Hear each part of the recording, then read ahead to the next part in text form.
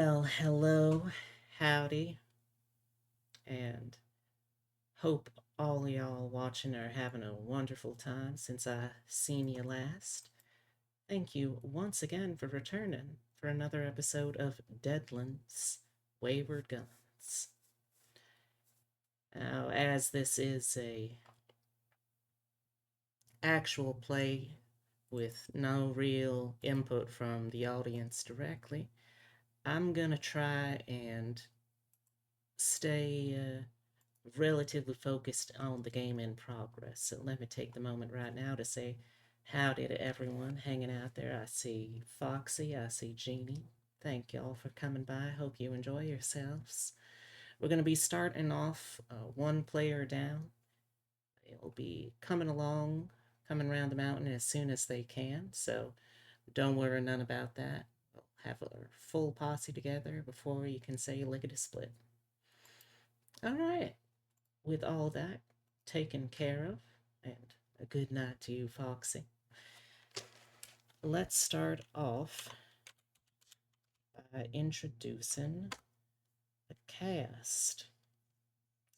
So, the absent player for at least the first little spell of this episode is Ezra, as played by EpitomeOAwkward.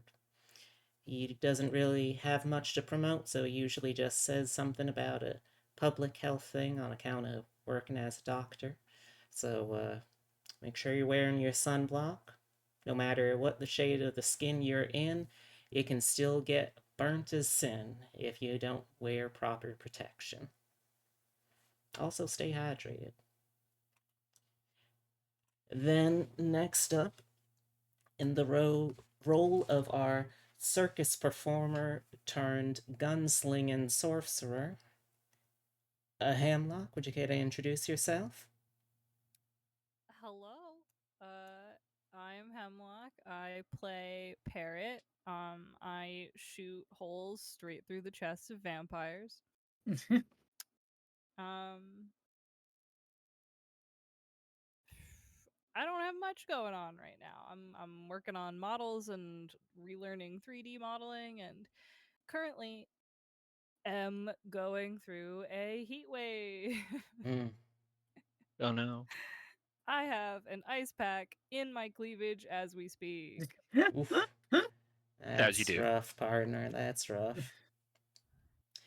But Hemlock here is also what they failed to mention on account of, I don't reckon, modesty or some such, that Dumbass.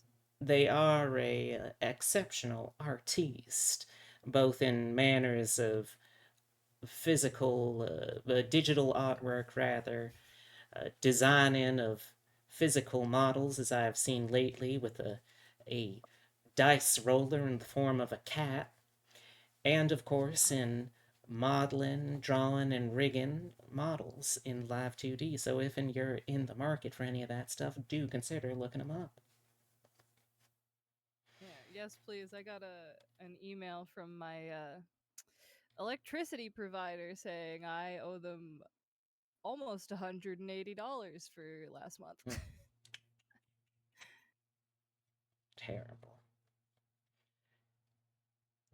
Next, going down, the most recent edition, so recent that we still haven't gotten a proper profile picture, but we're working on it because the hard headed Miss Scarlet is more than worth it. Would you care to introduce yourself?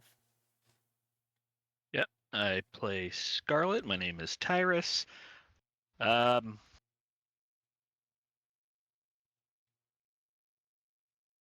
I got nothing. Fair, fair. And last but not least, as our beloved and bewitching and perhaps a little bedeviled in the head blood mage Zenobia. Go Has on. a beguiling effect. Mm. But yeah, I'm Obsidia. I play Zenobia. I just recently started streaming again a few weeks ago. I've been streaming on Thursdays, obviously not today because I'm here, but I've been playing the Resident Evil 4 remake for the first time using Ooh. Signalis mods. So we are a big lesbian Elster Leon, and Ashley is our little Ariane that we have to Aw. protect. And all the cultists have been replaced by corrupted Yule units. So Hmm. it's very fun. It's very silly. I tell wacky stories there, and you should come by. It's a good time. Aside from that, I'm also playing in a Curse of Strahd game, which has videos uploaded to YouTube. And then hopefully next month I'm going to start up the origin sessions for my next D&D campaign that I'm DMing, to start getting those rolling before my surgery in October. And aside from that, I draw stuff. I draw pretty girls, usually with huge bazongas, and it makes me happy. The end. Tour D Force. Tour D Cup Force, sorry. I misspoke there. Also, I do so love the fact that as someone who used to have such trouble with the Resident Evil games, that you've managed to find comfort and embrace the horror genre by insertion of robotic fury. Yep, it's the only thing that gets me by. Had there been a version of that in Village, I might not have cried and uninstalled it. Now, see, I weren't gonna mention that, but you do you, friend. You do you. And if you're here, you have already discovered me. Howdy, I'm Beatrix Bunny. I do variety streams on this here channel, usually focusing on digital artwork, roguelikes, and RPGs. Sometimes instead, I'm going to be a somewhat vaguely New Yorker and middle-aged horny goblin auntie. If that's more your speed, swing by some of the other days here on the channel for beat-em-ups and other such violent games, puzzles, and creative open-ended games. And I'm going to be playing everyone who ate one of these three folks, and, well, also the fourth one of these folks that ain't quite here yet for a little while, anywho. So, recapping where we last left off. Since arriving in St. Louis, Missouri, the posse has been chasing the trail of what started off as a unusual discrepancy in newspaper publishing. A story about a horrid murder that was reported for one particular copy of the morning edition far too early for it to have been a mundane coincidence or prompt reporting, but by someone who must have had more intimate or prescient knowledge of the events. Following along the trail, they met with the local occultist, the housebound Miss Swan. We also encountered the questionably trustworthy and questionably human Reese Phillips. And in the course of investigating this here newspaper that seems to be at the center of this mystery, we also encountered a whole host of employees there. We got young Mr. Deese, heir to the Deese nuts, roasted and salted nut fortune, and local employee of the St. Louis Respondent. We have ourselves, oh boy. Okay, we have ourselves Judd Yoakum. Sorry, I forget sometimes how fun 19th century names are. Judd Yoakum and Bennett Douglas, two older apprentices that worked alongside Mr. Deese. Curtis Deese was under the impression that this was somehow all his fault on account of angering a vengeful ghost of a witch of local legend. Except it turns out that due to a error in hospital record reporting, that name was actually of a woman who is very much alive and well. Well, I say woman, a young girl, a 7. Hardly the vengeful old crone of a witch that the story entails. So, if it weren't a witch ghost behind it, what was it? Last session seemed to point more and 2 sessions ago now, good gravy, seemed to point more and more towards the idea of this being something somehow inspired by the ghost story of Mr. Deese, but not of it entirely. And with a little more research, y'all were able to make contact with a entity that had been found in trace amounts through printed pages and pools of sticky, sickly black ichor. What was ultimately determined to be some sort of demon bound in ink. After having a narrowly avoided encounter in their dream, or in a magical dreamlike vision, sounds like our 4th member has just gotten home. Splendid. After a narrowly avoided confrontation with the demon in said vision, Parrot found that they were interrupted by Mr. Phillips once more, raising all the more question as to just who or what Reese actually is. The next day started well enough for most of the posse.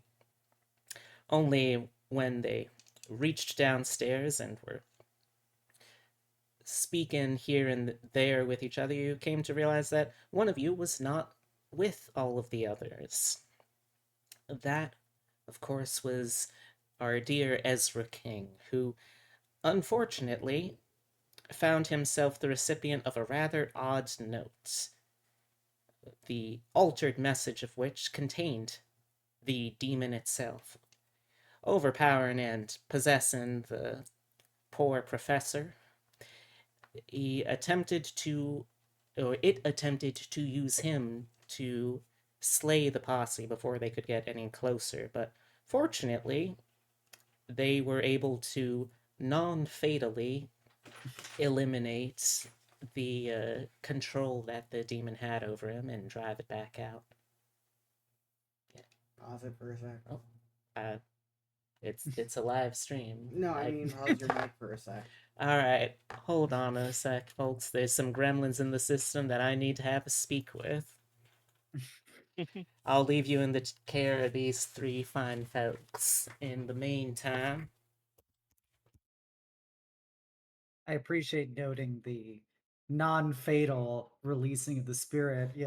We nearly killed Ezra. That's sad. I don't think I can undersell this enough. You literally took a knife and put it in their face. Yep, but I didn't magically enchant the knife, so obviously I wasn't trying to kill him. Face stabbing is still bad. Yeah, well, Statistically, But you did stick to your most word. stabbings You are did not gut non-fatal. them. The vast majority of stabbings are I think non-fatal. it's important to play into that statistic of what you were stabbed with. The person who was impaled on a greatsword is probably a bit more predisposed towards the outlier than the person who got nicked by a box cutter. Well, Yeah, but also, great swords in 2024 America kind would- of mess with statistics. hi, J. Diggy. I think I said that right that time. Oh. But statistics are also kind of weird. It's like the average of 20 people a year die to cows. I think it was 20. We all make sacrifices in the name of achieving greatness with cowgirls. A lot of people die to vending machines too. Well, not More a people lot, die but each year to vending machine accidents than sharks. yeah. But Sorry about that, folks. my favorite statistical anomaly is the fact that because of landmines, the average number of human limbs is less than 4, but because of pregnancy, the average number of skeletons in a human body is more than 1. Mm-hmm. You'll love I to love see it. it. Welcome back, B. Happy to be back, I think. But yes, A little spicy dark humor. I believe our dear Ezra will be joining us in just a little spell, so. But in the meantime, I might as well finish the recap. I think you had us muted. What? No, J-Decky said the silence I speaks checked. volumes. We didn't answer him when he said Oh, that. I said hello. gotcha. But I unmuted to make I unmuted the tab to make sure that we were Gotcha. hearable. Oh, I guess they just didn't hear me. I suppose not. Alright. But with Ezra freed and later revived from his unconscious state, he, as a man of science, logic, and reason, who somehow managed to find some grasping at straws answer as to how his husband had been blown up and still survived as a disembodied head. Somehow, this was the straw that broke the camel's back in the deluge of things that ain't quite possible somehow being possible. After talking him through that a bit, the posse had come to the understanding that there was something going on here that all led back in manner of roads and roams and so such to the office of the St. Louis Respondent and something that occurred within. Also, along the way, you had a little more of a conversation with Mr. Phillips, in which he inquired specifically to Miss Zenobia as to whether or not she had gotten the attention of her. And I believe after that, that is more or less where we have left off. Am I forgetting anything? I think that rounds out everything pretty good. Yeah. Right, I am gonna start us off with dealing some fate chips. Also, now that I reread the adventure title, talking about how your previous The Spirit of St. Louis, another good one would have been The Devil's in the Details. Honestly, You also yeah. could have gone with read the fine print, but Mm. Death of a Free Press. Oh, you slay me. Let's hope that you can deal as effective blow to the demon as well. Oh, I'll show you how well I blow. Oh, hey now. Hey, Hey yo. now. hey, we're not on the other stream site, okay? Calm down. Also, make sure that if and you have more than 10 chips, that you go and put some back, or more likely turn them into bounty points for later. Are you almost in Roll20, Tyrus? Yeah, I forgot to actually click on the game. Ah, yeah, that'll do it. That will Little it. details. Little details. Alrighty. So, we can assume for the time being, at least until Ezra's player is up and raring to go. Oh, interesting. It looks like Parrot's planning on buying something going below 10 like that. I'm doing some converting real quick so I Oh. don't forget. Understandable. Math. Oh, math. You sure are something. I don't know, I never studied numbers. Most people go with depressing. Oh, but I suppose I like you're... playing with numbers myself, but I'm a weirdo. Yeah, I suppose you are. Alrighty, so we can assume for the time being, at least until Ezra returns, that he is still indisposed in want of having someone calm him down and walk him through the idea of, like, hey, have you considered perhaps there are more things in heaven and earth than dreamt of in your philosophy? A quote Zenobia has said previously in this campaign. Mm-hmm. Never let it be said that Whatleys don't provide some manner of education in the humanities. That is to say, the closest thing that they can achieve. That is to say, the humanoid race of marine animal caused what by crossbreeding with deep undersea entities. Oh, you mean my cousin? Yes, the humanities. Sea cows, if you will. Manatees are do closely you related need, to elephants. do Let your you brain wrap need around your that one. chips back, Parrot? No. Oh, you wanted to go below 10? Yeah. Alright. Alrighty then. I'll take care of that real quick. So I didn't know if we were going to the respondent straight away or if we wanted to try and stop at like Yoakum's house or something, just try and talk to him beforehand. So, as I recall, this was all still relatively early in the day.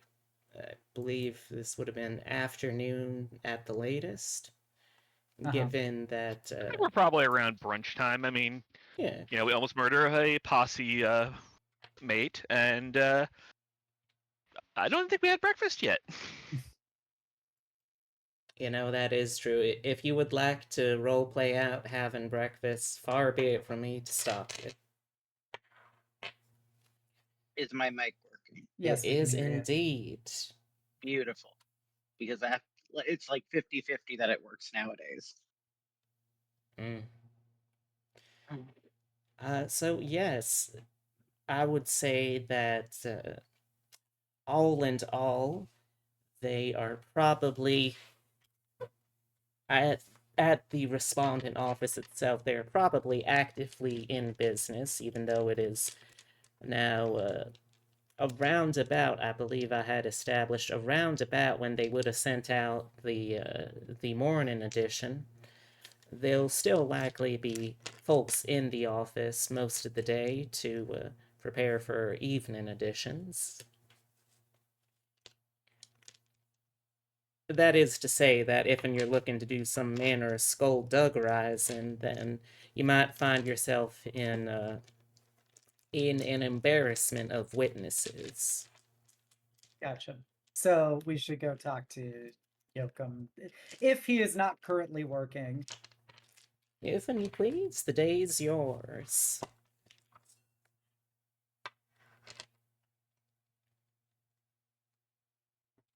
So, I don't recall if Ezra had made a streetwise or something to find him. I know we know where the other one lives. We know where fucking Douglas lives because we went to his apartment complex and Ezra made a huge scene. So, but I don't know about Yokum. That is Thoughts, an anyone? option.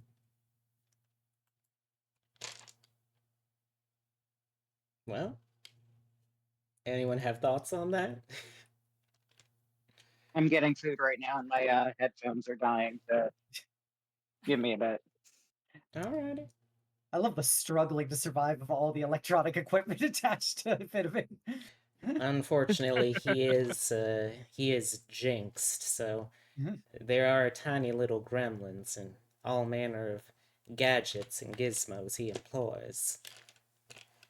That's true. We ain't had a wink of sleep since the printer started sending out Morse code messages to us in our slumber. All right. Does anybody other than Ezra have Streetwise? Perhaps Parrot?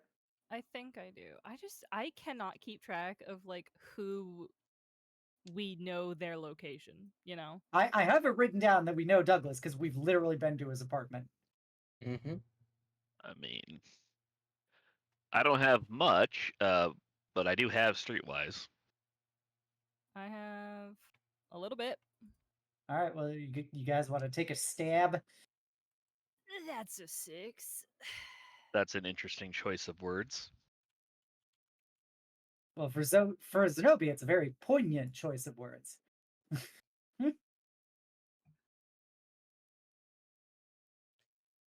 All right, so we got Alright. a 6 so far. Do you want to try it all? Mary, quite contrary. Nope. Alright, so I Ah, will say I on rolled terribly. Oh, that's alright. I would say on a 6. It occurs to me that I'm likely using Streetwise a might bit incorrectly. It should more be in reference to less than legal circumstances and individuals that you seek information or goods or services So it's thereof. like the legal version of that. Okay.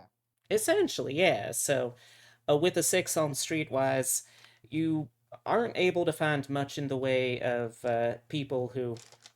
I guess that would be the equivalent of a little bit of pre corporate business skullduggery and espionage. I mean, there are quite a few newspapers in the city. It would make sense that some might try to keep tabs on some of the others.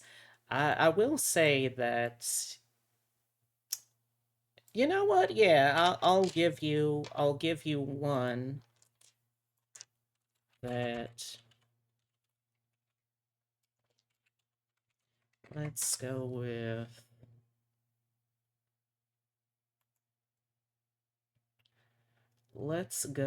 with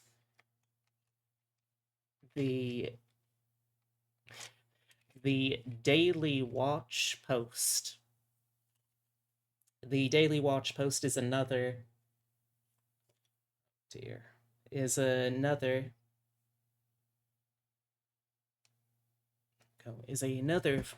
about that. I got a phone call all of a sudden. The Daily Watch Post is another newspaper in town that they're trying to poach talent where they can get it. It's a bit of a more up and coming kind of business, and they're looking to try and get some more reliable employees here and there. So asking around town for a little while, I'll say this role will take probably around an hour or so, going hither and yon. You're able to determine that they have been looking to get some of the senior underpaid staff of more established papers like The Respondent for some of their own staff and needs. And, if you can make it worth the Daily Watch Post's time, they might be able to let slip a couple of things like private addresses or what have you.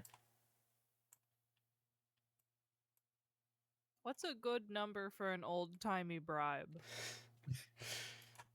Oh, $5. oh my god, that's a fortune. That's a lot. I'm gonna I don't know. bring up. I don't think Deadlands covered bribes amounts. I mean, we Alright, we already so spent so much money on peanuts. Yeah.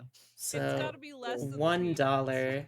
in 1876 would be the equivalent with inflation to around $29.35 today. You know, 30. I don't know how valuable this information is to them. I don't know if $30 is enough to get it to us.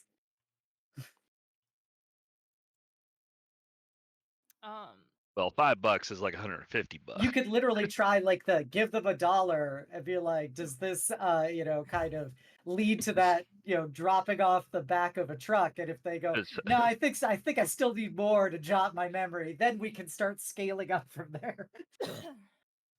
Be like, Mr. Washington is very persuasive.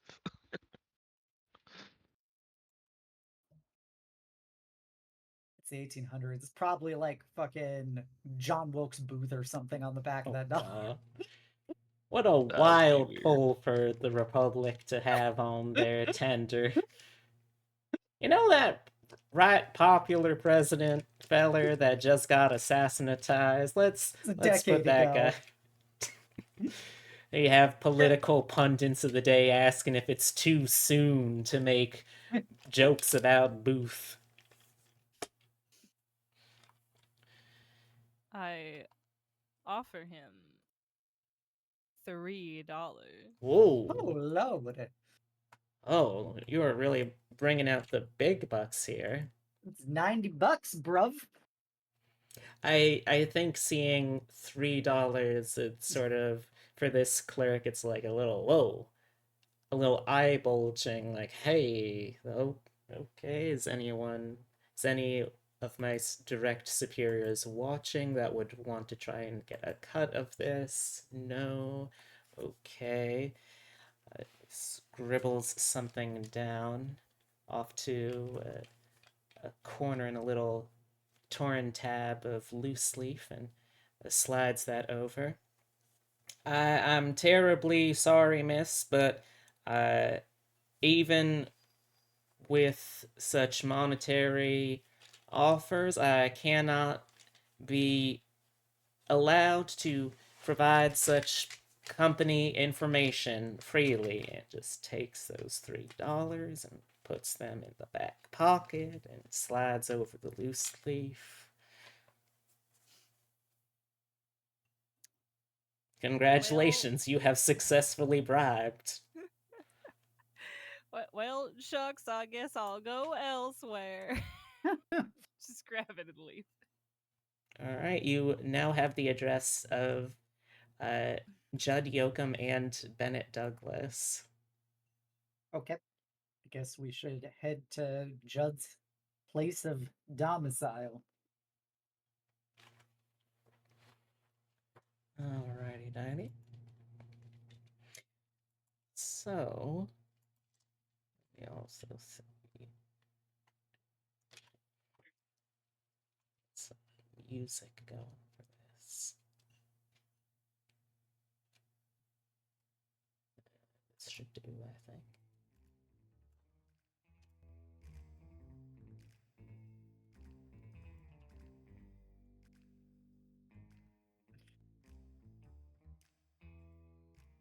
There we go. Little louder so folks can actually hear it. You're not coming through right now at the moment, Ezra.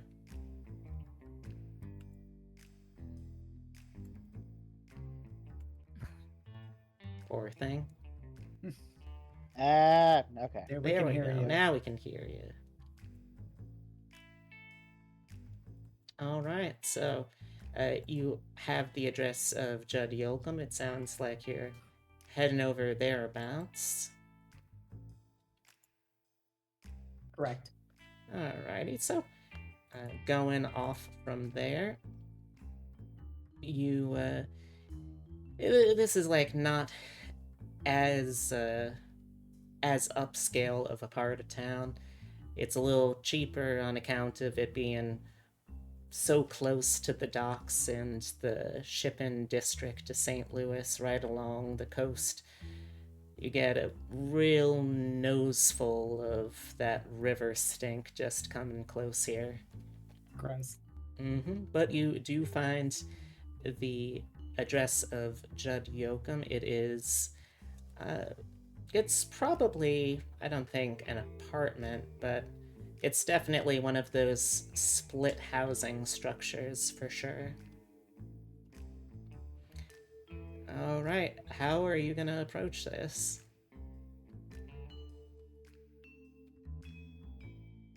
Presumably walk up and knock on the door. Yeah, I don't think we have to like Engage in anything particularly skullduggerous. sneak in on him. No, We could do some name dropping when we meet him, but I mean, I don't think we have any reason to be afraid of this particular individual, correct? I don't yeah, see so why he's you like a would. teenager. And we're Essentially, four yeah. heavily armed magical people. Well, I mean, he doesn't need to know Just that more actively. thinking of the fact that they're not the demon possessing a person in Yes. possession of a mad science device of reasonable power. If they are, then they're about to be the last host of this demon. Oh, Lord I don't have think that's how mercy. that works. I killed a man in Cincinnati just to watch him die. Or in St. Louis. We can't just keep killing everyone involved in the information industry. First it's hand-delivered message couriers, now it's newspaper apprentices. We're actually involved in the overall destruction of the free press because we've already established that Parrot's willing to bribe them to eliminate their integrity. How much integrity do they really have? Let's be honest. The so-called media, quote unquote. I will take advantage of the smarminess of the press in the U.S. You know, Fair. I deserve this. This is a treat for me. Makes sense to me. Yes, just destroy the free media as a treat. So, So we knock. as you knock, you hear a little bit of movement on the other side. You can hear something that sounds like a heavy piece of furniture being dragged aside, and then the door pops open a crack. You can still see the chain holding it from any further beyond that. You can see one wary eye of someone who has not slept peacefully in a fair bit, looking out at you. Hello? What do you want? Hello, we were here to speak to a Mr. Yoakum, Mr. Judd Yoakum. And who's asking? We are friends of a friend of his, who happens to be a little inquiring as to how he is doing lately. Mr. Curtis Dees. You definitely see there is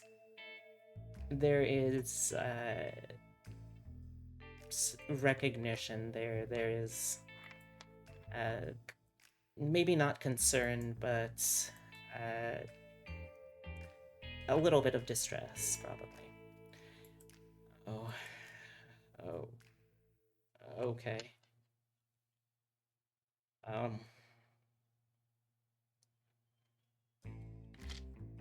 Did anyone follow? Are you here alone, or? Well, I'm here with my associates, and she'll kind of move out of the door frame to show the three people with her. Yes, you step aside, so the three other people perfectly in a line behind you are visible. Have them just fan out in opposite directions. One goes left, one goes right, the other goes left. At least one of which is openly carrying a firearm. Oh. I don't know. I've seen a lot of folks ain't as trustworthy as they seem. I Can assure you. someone give me a persuasion check Oh. too? That's not me. Somebody else make a persuasion check. I think got it. Carrot's our persuasion person. I mean, they might have better stats on it than me. I think so. It's not horrible. That's a 7. Alright. I will roll something for Jed Scrutinize. This is one paranoid motherfucker. We're telling the truth. Yes, I know. With his 14, he seems content in your earnestness. All right. Let me just. The door shuts again. You hear the sliding and clinkling of a chain coming off. You hear. There's also more moving of heavy objects behind the door further, and then the door opens again. All right. None of you brought any writing, did you? Oh, I assure you, I have zero interest in writing down anything that may attract extraneous entities. Not since this one tried to get possessed. His eyes Pointed. widen and he reflexively backsteps. Zenobia will make sure to kind of put her hand in the door to keep it open. Now, I assure you that we are quite aware of your particular situation, and out of anybody who could be approaching upon your doorstep, we're probably the most well-equipped to deal with it. Gosh. It's okay, we stabbed the demon out. I'm gonna let it ride. I'm going to let his 14 ride because just like hearing Zenobia talk like this, I feel for Judd it's just actively trying to winnow away his confidence. All right, just get in here already. Excellent. What a welcoming host, everyone. And she'll kind of hold the door open for everybody.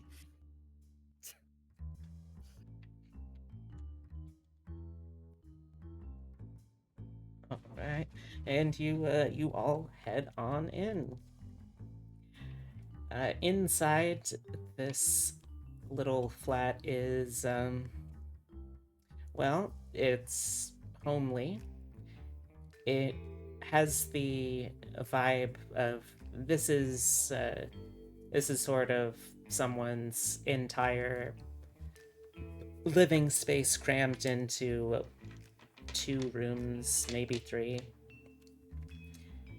And it has definitely seen a downturn in the overall quality of care it's been upkept with. He seems to have had a bit of a bit of a meltdown, maybe, over the last few days, and you can see that the apartment is definitely a little trashed as a result of that. And Judd, What's an accommodating hovel? Judd quickly closes the door behind you all and relocks it.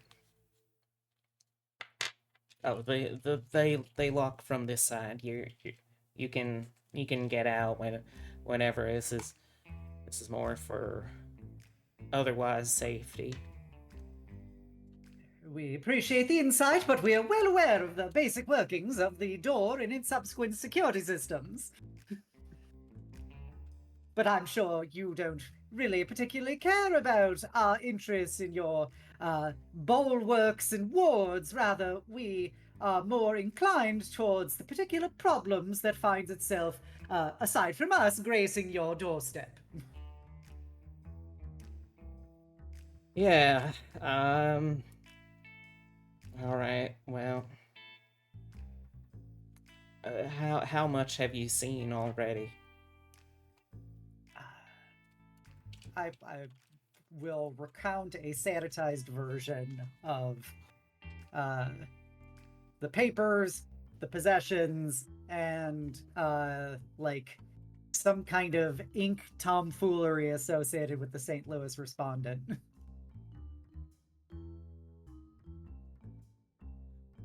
Yeah, that's about what I'd been feared of. So I'll be straight with y'all. I'm not really totally sure what exactly is going on with this neither, but a little while back, about a week or so, well, Douglas and I, we were working there as usual, and part of our job is to, on the side, when there ain't much in the way of news to report, to keep the business going, we'll often be put in charge of printing out advertisements, personal notices, and even some small orders, books or booklets or pamphlets or what have you and the like. And we had finished up with an order, but the original client was no longer reachable, so it was just left sitting there in the office. We finished all of our work for the day, so didn't really have nothing better to do, so we was just bored. We take a look at it, and I couldn't make heads or tails of it. Bennett weren't much better, but it was a little like some kind of folk remedy. Looks like a folk remedy recipe. That sort of mumbo jumbo superstitions and what have you. I figured, hell, this might as well be good for something. So nothing in the book seemed to be of anything of particular import. At most, maybe it talked about a couple of parlor games here and there. Oh my god. But nothing more than that. So we tried it out, and well, something happened. I don't entirely know what exactly it was, but something came off the pages and started bubbling and oozing up like it was some kind of geyser. And it started spreading about the room. It was spraying, and it got all over the printing press, and it splotched up parts of its own book, What Good, and the floor around it. And well, we just tried and closed the book shut and tied it up as best we could, and it seemed to solve things. The stains were washed away because we weren't about to get fired just because some parlor game, some folk remedy, whatever in tarnation it was, had decided to spurred up some sort of practical effects, but then I started feeling things and seeing things in my dreams when I wasn't around it and no more. And I couldn't go back in there without feeling a powerful sort of dread just being near the damn machine. And well, then when Curtis started building up his ghost story, I mean, he didn't have nothing to do with it. I hadn't figured that anything would have happened from it, but it must have gotten attached or something. I don't know. It started spreading outside of the shop. I didn't rightly feel comfortable nowhere anymore. I ain't been back to work in a few days now, and I don't know if I could. Last I heard from Bennett, sounded like the boss locked up the custom print order, what started all this, in the company safe. I haven't been back since, and frankly, I don't reckon I could on my own. I don't know if I should. I feel responsible, of course, but I don't know what we can do at this point.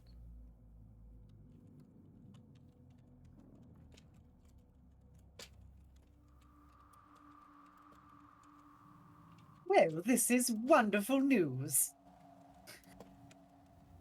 Wonderful. What? Sounds like you opened up that, Pandora's box. Well, more of Pandora's book, if you wish to be a little more literal. I'd really But- rather not be. I'm But rather no. sick of anything literal. This is right up our area of expertise. And we find ourselves at a particular junction of skill and knowledge, and all we need is a little bit of capability. Okay. I mean, I remember the pages in the book fairly well. It's hard to forget them after that. I don't have the book itself no more, though. Douglas neither.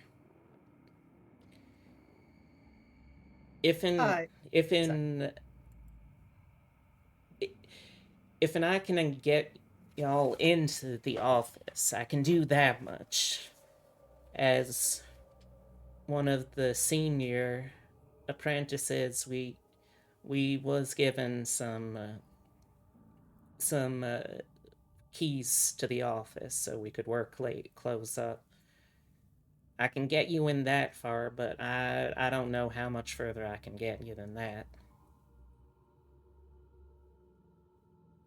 Well, it seems you also have a bit of telepathy on you, as that was just what I was going to suggest. You wouldn't happen to, of course, have any knowledge about the potential combination of your little workplace's safe to gain access to this book, would you?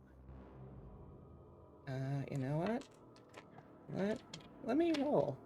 I feel like he's curious enough as a person, at least before all of this bit him in the ass, that he might have been cat. tempted to like peek over his boss's shoulder when he was opening the safe up for filling out pay stubs or what have you.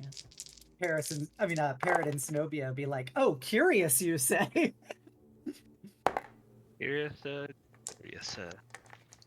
I mean, he looks kind of askant and a little sheepish. I mean, I did look once or twice before when Mr. Howard's was filling out some of our stipends. I didn't catch all of it, but I'm fairly sure the first number in the combination was a 5. I think it was 3 from how he was moving his hand around, but I could only catch the first part.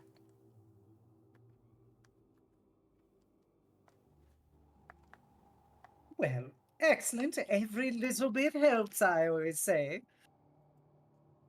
Because it seems like at the end of this, that book was certainly more than you bargained for, and it probably needs to be rectified by suitably trained experts, such as ourselves.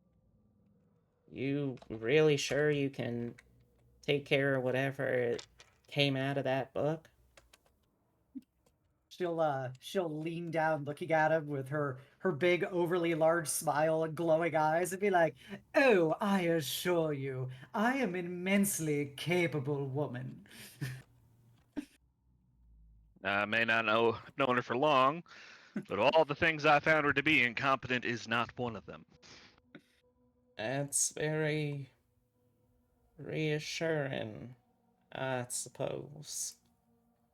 It really shouldn't be.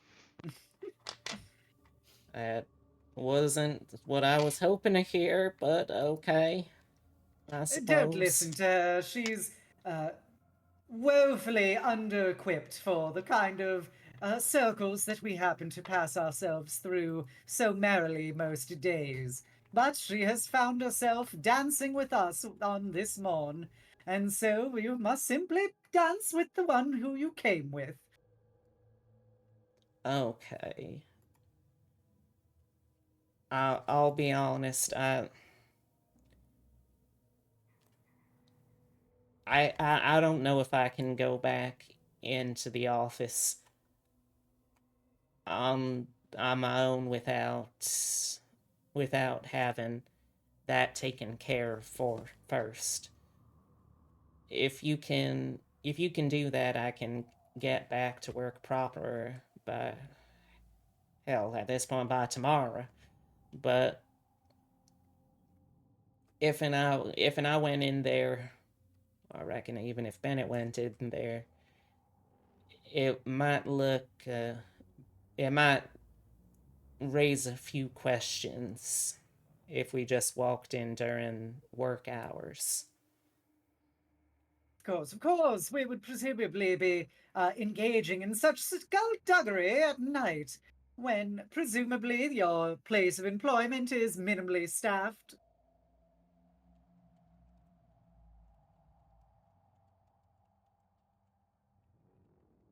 Well, I suppose I can accommodate that. I really should not be asking, but are any of you much experienced in manners of less than legal activities? You know what? I Like a probably parrot? shouldn't be asking that. I gotta stop asking these things. This is gonna be terrible. Well, you're gonna Yes. have to be a tad more specific than less than legal. He wishes to know your level of subterfuge you have training in, which he also wishes to maintain a certain degree of plausible deniability. But I assure you that we should be able to bridge the gaps in any particular issues that may be encountered, as long as you can get us in the first place. All right, I can do that much then. I ain't talked with Bennett since then, but I don't know. He might be able to help out with more. That's about all I can reckon with right now.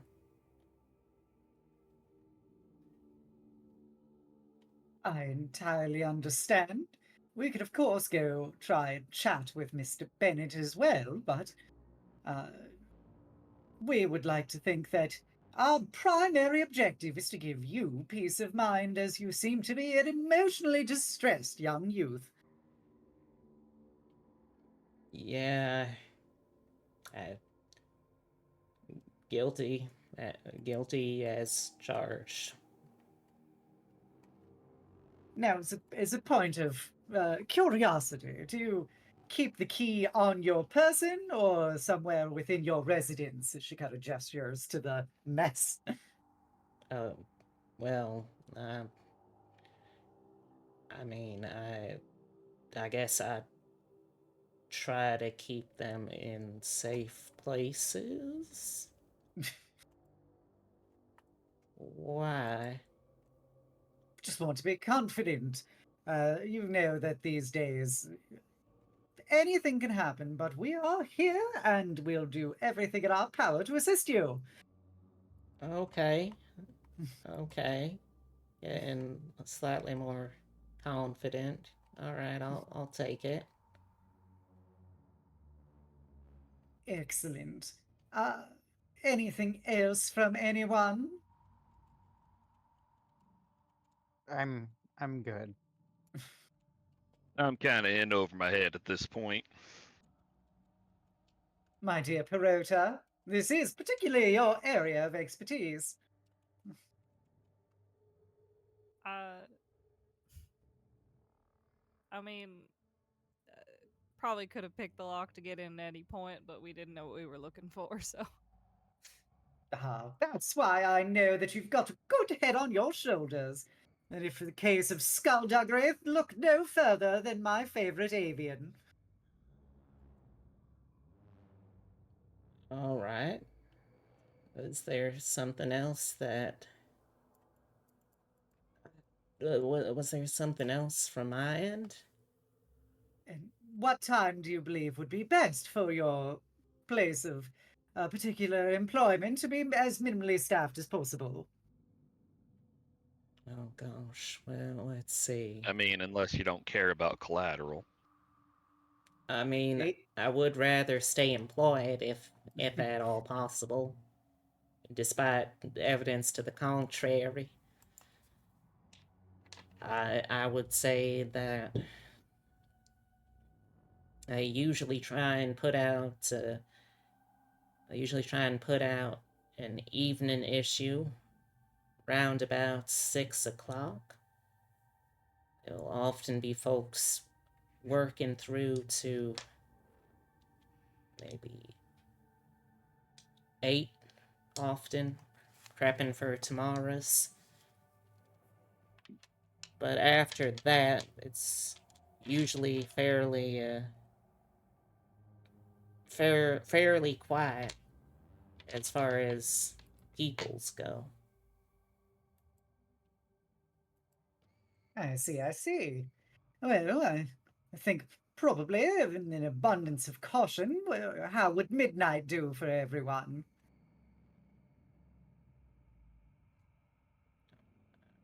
Are you asking us if we have plans?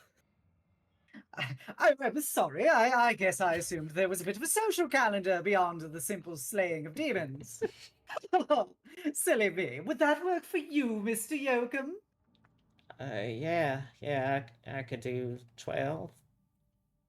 Sure. Excellent. Midnight it is. Would you like us to meet you here or adjacent to your place of business? I can meet you there. Wonderful. Thank you for being so incredibly accommodating. Is there anything else you feel like we should know? As hopefully anything you tell us now will make our resolution of this especially expedient. Oh gosh,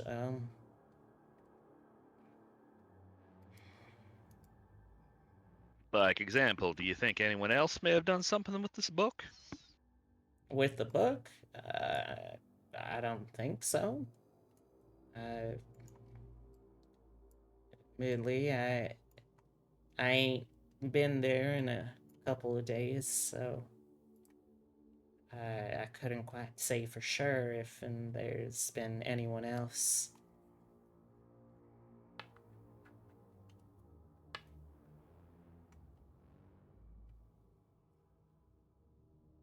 All right. Does anybody else have any questions for him or anything before we head out? I think Ezra's still kind of in shock. I don't think he has anything else for us. Yeah. I think we got pretty much what we needed. All right. Well, excellent, excellent brainstorming session, Mr. Yoakum. Appreciate your assistance. And just stay safe until midnight, and we'll meet you at the Little Respondent and get this all wrapped up in a nice little package and get you back to toiling in the cogs of industry. Okay. Yeah, that sounds great. She'll give him a, kind of. She's got a somewhat better grasp now that she's increased her strength score, so she'll give him a kind of very stiff, like attempted to be reassuring pat on the shoulder several times.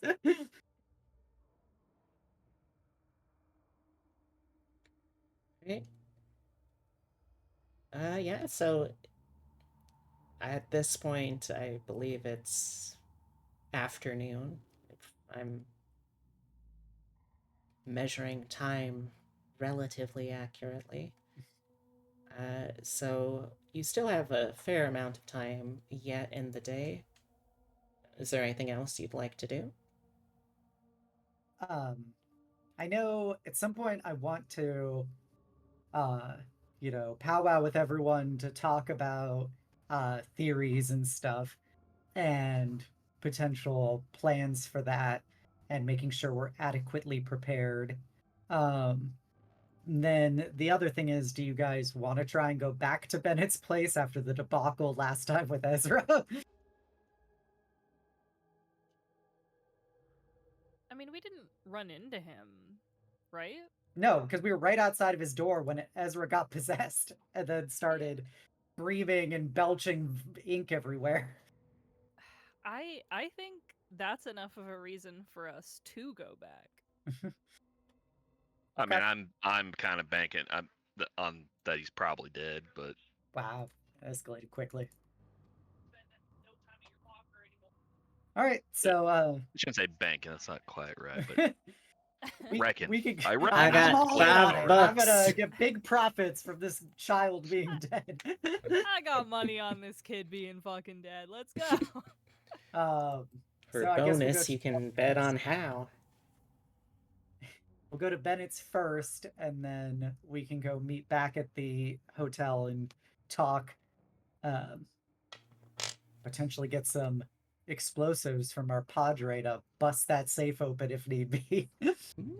Interesting. Well, I got a lot of lock picking. I don't know if that'll help with the safe, but I think it's probably the same principle.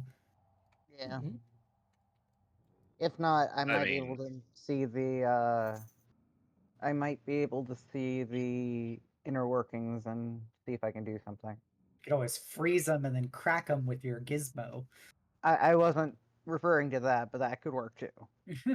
I've seen superhero shows. That sounds like a thing. Yes. Having a small interest in the hobby of lockpicking, I haven't actually learned how to do it, but I like watching videos about it and stuff. Safe cracking is a different skill set from lockpicking. I know, but like technically, for an but I think actual within the game sk- mechanic, yeah, like, I think Yeah. within the game there's mechanic, no safe it's not a cracking sep- skill. exactly. Um, It should be like shooting, pistol shooting rifles kind of thing, but like whatever. Yeah, so alas, we'll just have to rely on Parrot being lockpicking lawyer adjacent. I'm the lockpicking circus performer, and so we're gonna go to Bennett's house, Bennett's apartment. Alrighty.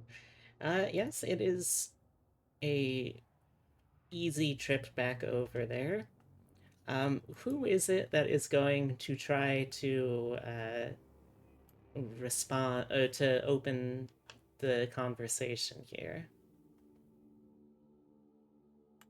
Do you wish to lead the way, Parrot? I don't know how to start. I Yeah. could. To knock and say hi.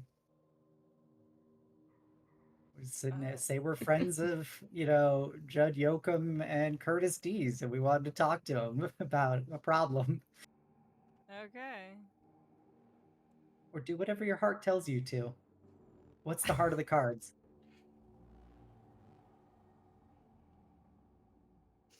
That's always technically an option, yes.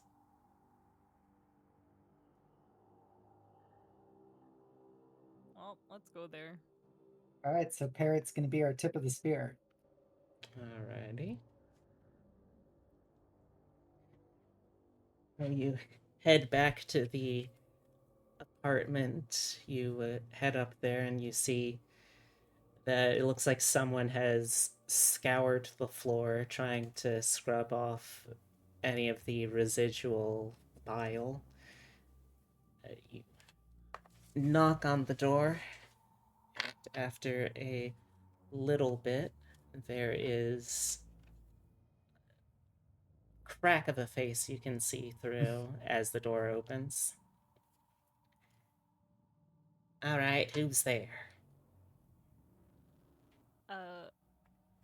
Hi. We're Curtis asked us to look into some weird stuff going around.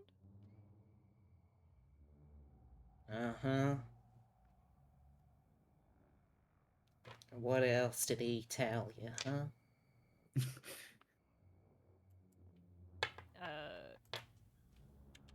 Have you witnessed any strange phenomenon?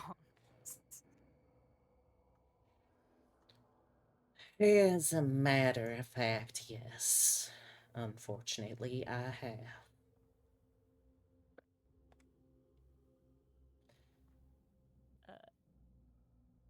Like what?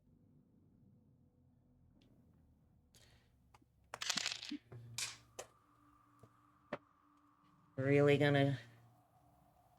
You're really gonna want to have this conversation out here. I'm not really in charge of where this conversation takes place. I can only see about an inch of your face. All right, fine. Get in here if you're gonna have a conversation about this. I'll talk about whatever, wherever.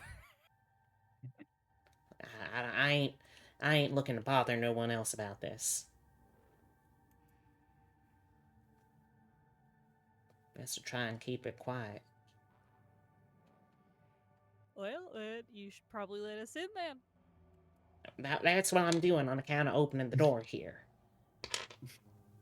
Cool, whatever. All right, well then, I suppose we're settled. What a beautiful exchange of ideas. There was kind of I'm not a happy this kid's alive. awkward, beautiful thing when a articulate person talks with someone who just lets their mouth flap. Okay. No disrespect. He gets the door like halfway open, and I push it the rest of the way and just go in. To be Alright. clear, Scarlet was not looking at Parrot when they said no disrespect. Hey now, careful, he says, reaching down to something, and you can see that you're about to kick aside a line of salt that he has set up at the door. Ooh, Oh, cute. smart child. Does that actually do anything? Well, I Yeah. ain't been dead yet. I was Convincing talking argument. to the expert. Just step over it, and he, as you come in, he pulls the stopper out of a little bottle and is like flicking water on your faces. How refreshing. Like, I paid a cousin's uncle's father's minister's barber's minister good money for this. Did it ruin my makeup? I'll roll for makeup. It sounds like a very effective supply chain you have going on. No, you're good. I wish I could have stopped at the first minister in the chain, but they had retired. And does the holiness leave them when they leave their place of employment? I don't know. I ain't a member of that particular faith. It probably leaves them when they stop being all celibate. Celibate, and you put a particular emphasis of strength on the spiritual fluids of faiths that you don't actually adhere to? Look, all I know is what my mama, my grandmama, my grandpappy, and my grandpappy's grandpappy passed down to me, and I'll be damned if I'm gonna let any sort of spook or specter get me if I can help it. Excellent mentality. Better safe than sorry, I suppose. Alright, now, you're in here. Let's get with the talking. Do you wish to lead this parrot? I mean, not too much that we should terrify him with, but No promises.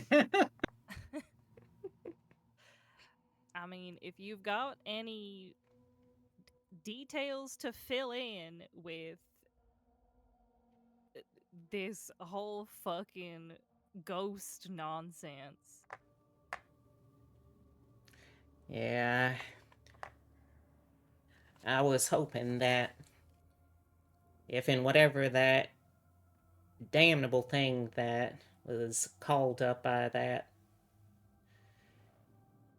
twice damnable book was attached to something, maybe it could have been made weaker by splitting it apart into multiple different containers, but clearly that didn't work. Oh, that's dumb. Well, I didn't know that at the time. You know, this is the first time I've ever had to deal with some sort of spectral supernatural entity, and I did not have any time to prepare more than what my consarned superstitious family done taught me growing up.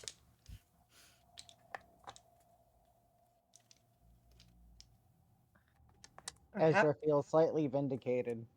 Perhaps you could start us from the beginning and work your way to the many holes. Alright, well, it was about a week ago. Judd and I had finished up an order early. It was a slow day, so there weren't no reporting to be doing, so we was doing the side jobs. And then no one ended up coming by to pick up the dang thing. So we open it up and get to looking at it, and it don't look like nothing. It looks like some silly little game, the sort of parlor tricks you would do at an All Hallows Eve party, so you can see your future spouse's face in a mirror or some such nonsense. But hey, I figure I was bored out of my skull, and well, there was something slightly more interesting than just sitting around twiddling my thumbs. And then something actually started to happen, which was not exactly what I had hoped for. Needless to say, we panicked. We sealed up the book and tried to clean up any of the terrible mess that it had made, and we tried to let sleeping dogs lie. But apparently, whatever it was, weren't interested in sleeping. Apparently, sleeping dogs don't lie when they're hungry or rabid, or I don't know. The metaphor escapes me, point being that it acted out beyond what I had hoped for or had feared. and I knew that things are still being printed with the press, but I didn't think nothing of it. It was attached to the book after all.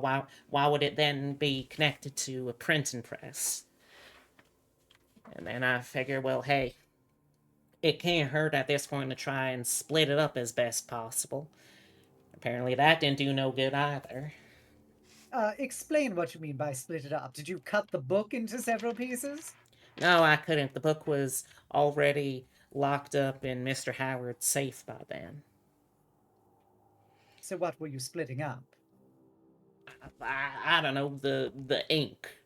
I figured maybe if we split the ink into as many different printings as possible, it would be weakened or something.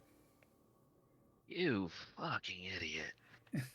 Well, excuse me for not understanding how the consarned supernatural works when I ain't never had to deal with no supernatural before.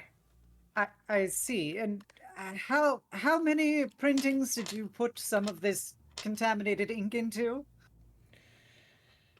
After the first couple of days, I couldn't stomach it anymore. Just being around the damn thing was enough to make my stomach turn. But I don't know how much of the ink was actually expunged with any printing. The damn thing about printing presses is if you don't clean them fully and properly inside all their little nooks and crannies, they will stay little gunked up for ages and ages. That's what I'm afraid of now. That it's never actually left the press, but maybe it has, and it's split. I don't know. I don't know. And you presumably use this ink to print your friend Curtis's ghost story? I mean, I didn't print nothing. He did, but yes.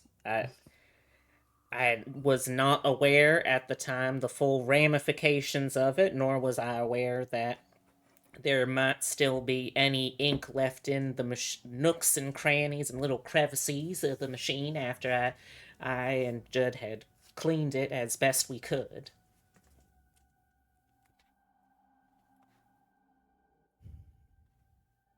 I see.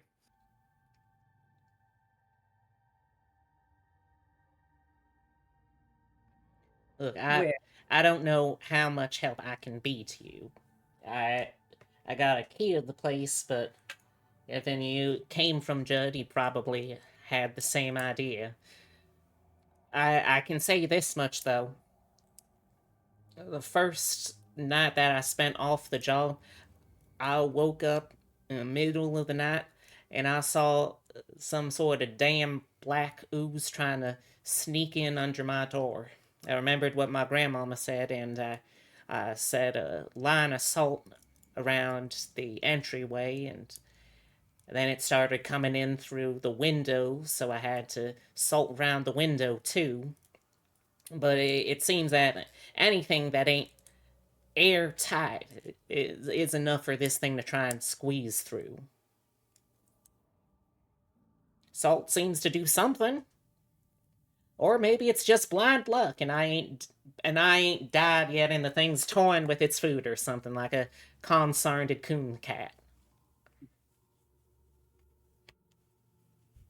Well, it definitely has a sense of humor.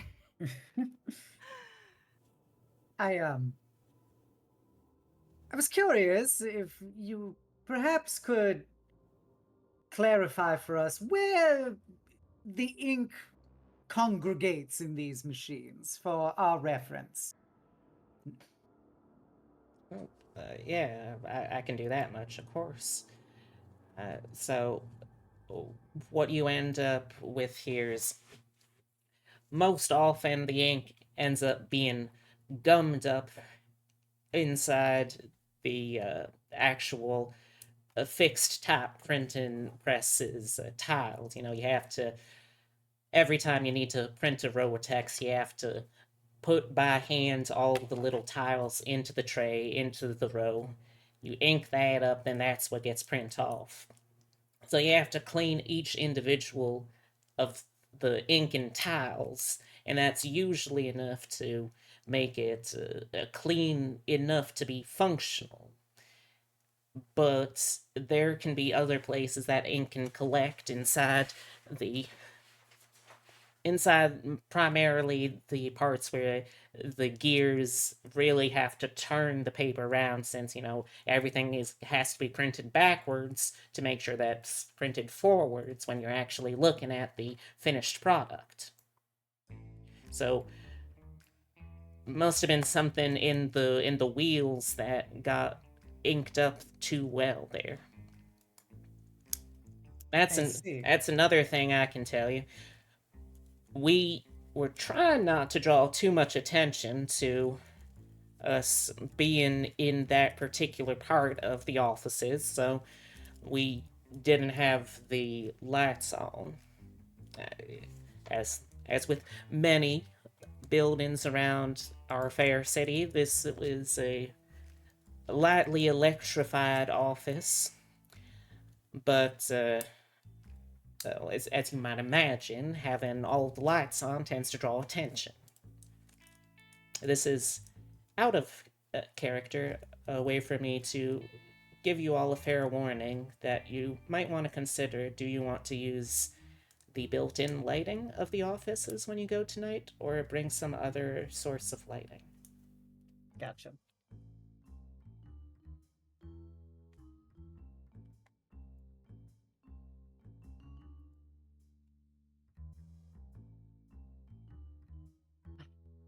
We Does returned anyone- the turnip, right? Yeah, we returned. We tragically returned it. I didn't want to return it, but I lost to the Minghua vote. Now they're not here. Yep, classic. Another thing, Ming fucked us out. And she fucks off Lamau. to Gamora, Hmm. a regular Jezebel of our party. Truly, truly terrible. All right. Anybody else have any questions for him? My mental gears are turning for Zenobia ideas when we talk about the plan of attack, but that's not for him. Well, I kind of want to pistol whip him, but I don't think that's going to be conducive Why? to the next step. He's been honest with us. it's a child. Honest, You just stupid. told us the whole story. You're gonna fit in so well, Tyrus. Like, I'm just imagining Scarlet doing the handshaking meme with Brigitte over Oh my God, absolutely yes. brutalizing innocent bystanders who are trying to be as helpful as possible. You know, both of them aren't magical, so I really feel like it's something that only mundane humans can reach for sheer levels of sadism. Oh, so true. I'm not angry with his intentions. I'm angry with his results. What? He's a And even kid. if there's nothing he could do better, Well, we're gonna go kill a demon, clean up your mess. I imagine one of your coworkers will tell you when it's safe to leave your home. All right. Goodbye. Do you? Well, hold on. Make sure you take some salt. Gotta make sure you salt all of the crevices coming in and out of the place. Otherwise, it'll probably just slip out again. The damn thing, slipperier than an eel. And make That is sure fair. if you got anyone who knows how to do some proper chanting, like that, you make sure they're out there blessing that there salt.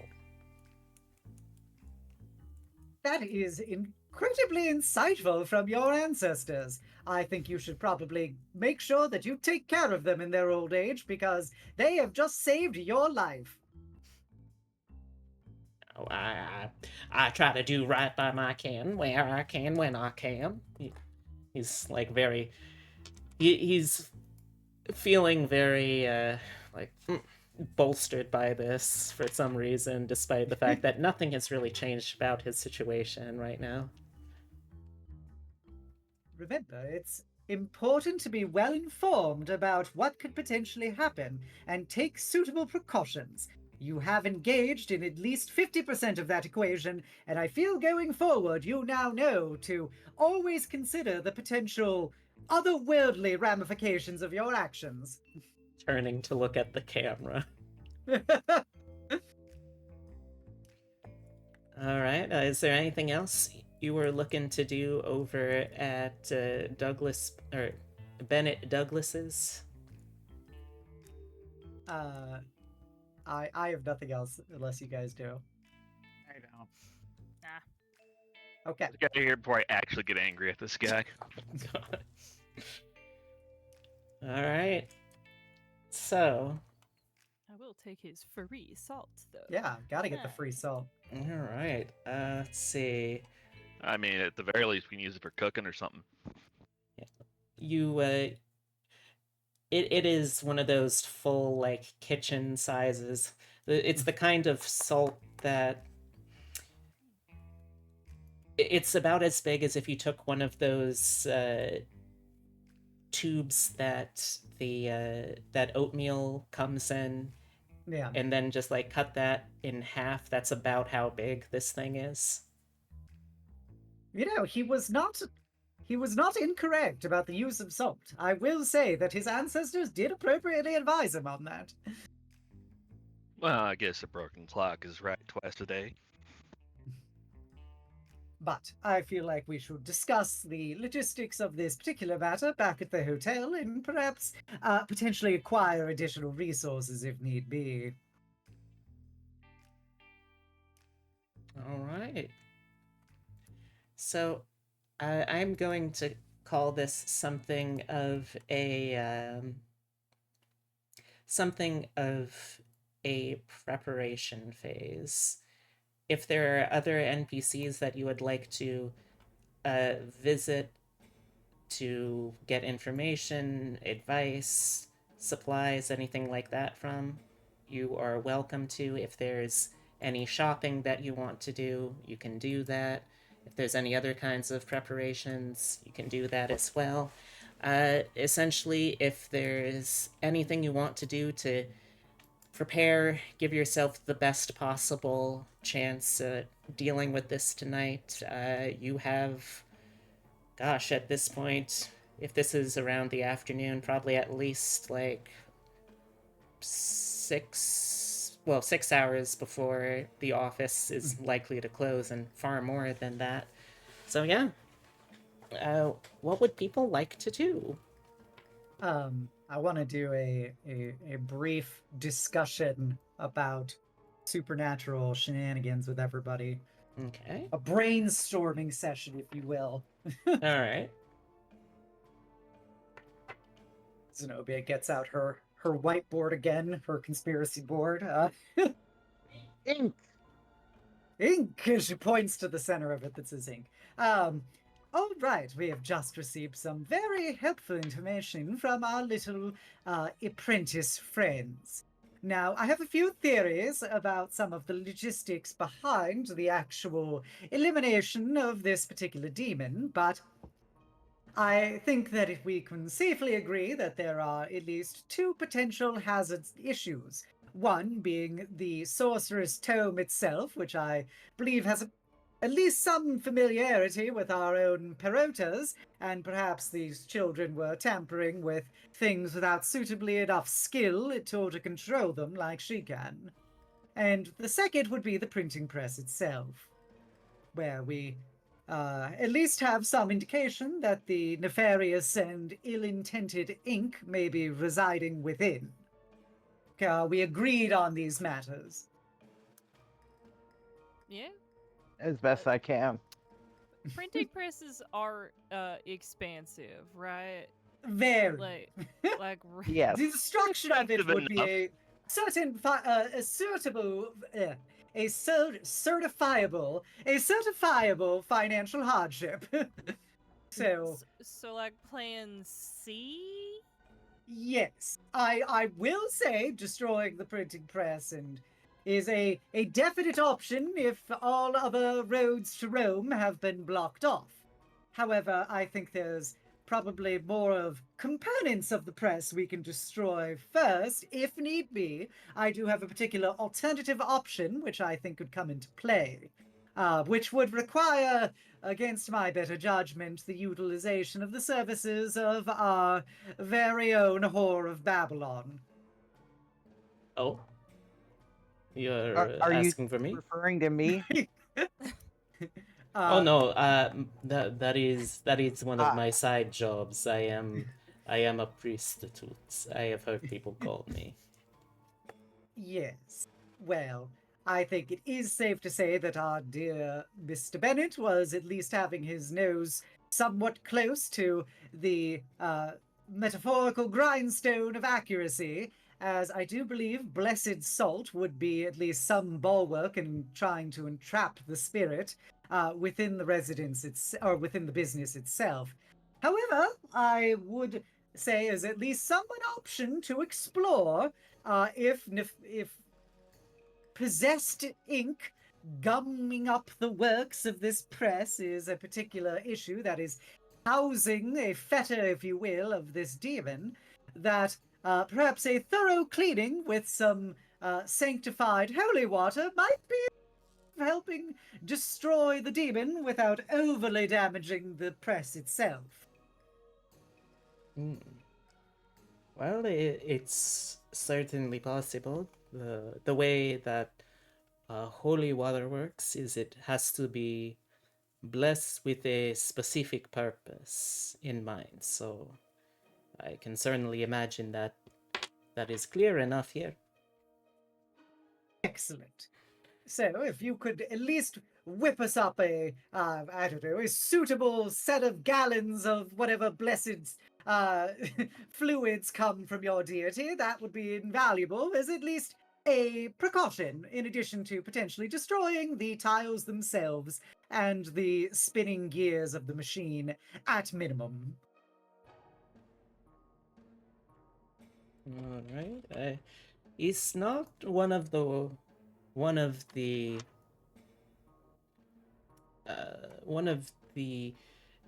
divine blessings I have been taught, but I can try to improvise something. I like a little improvised holy water. Well, then, I'm sure having some improvised divinity is better than no divinity at all in such matters. If need be, I assume you can talk to other faithful people and perhaps acquire some. I don't know how that particularly works. It's not really within my wheelhouse. I don't know if there's some donation service or if you just walk by with a bucket and they say a few words.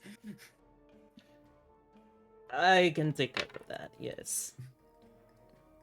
Excellent. Now that God's out of the picture, we can move on to the things that actually matter. So, was I supposed to be leaving the hotel room before you said that, or was I meant to? You can be present for that part. Okay. I will say, actually, before you totally depart, you are at least some familiarity with explosives, correct? You could say that. All right, and I have a safe assumption based on the deficit of limbs that you possess, that you have at least some familiarity with the explosive, with some level of controlled explosives, or at least learning that you perhaps should control them better. Guilty as charged, yes. I've had my fair share of youthful indiscretions. And they have left you in a state of aged imposition. But I feel like perhaps having at least some explosives available for if our dear Perota is unable to crack open the safe like the walls of Jericho. Yes, see, I know your references. That we could take a more direct approach. It might make it a little more difficult to be sneaky, but... Well, it's for desperate times. We do only have one particular opportunity to achieve these results, so I'd rather make the most of it if need be. All right. I can see what I can do. Excellent. Now, your part in this has gone stage left. Oh, all right. Yes, I'll take care of that. And he actually leaves the room now. Excellent. Now, it is my assumption that when we confront this particular demon, it has at least a passing familiarity now with all of us. And in particular, our little guinea pig, we could say of first-hand experience. She looks at Ezra. Yeah, Ezra is just going to give her a look back. Very tired. Hmm. Which means, though, that the demon will know that we are dangerous, but not the full extent of it. I would safely assume that if we try interfering with it, it will take a certain set of particularly decisive protective actions to enable itself to continue festering upon our mortal coil. So please be prepared for the potential actions that the demon might take. I, of course, do not know the full extent of what abilities it has, but we do know it can possess people. So steel your reserves and your wisdom and will. In addition, it will likely try to do it once we are in the very presence of the beast, try to drown you in its own fluids. So I'm not entirely sure what actions you can take to prevent that, perhaps some kind of facial covering. But it will likely try to work its way inside of you in one way or another. Looking Facial over at covering Ezra might- once again. Facial covering might make things worse if he's trying to drown you. Unless it's liquid proof, but that technology is not nearly as good to put around your face. But tightly sealed around your face sounds about as bad as having the demon go down your throat. Hmm. Mm. It didn't seem to like Ignoring the possession aspect. it didn't seem like it needed to like physically get inside. It just needed to physically get out. And I agree. I'm just simply opining that if we are in the presence of its actual physical form, whatever that particularly entails for this demon, it will attempt to explore various options to overcome us.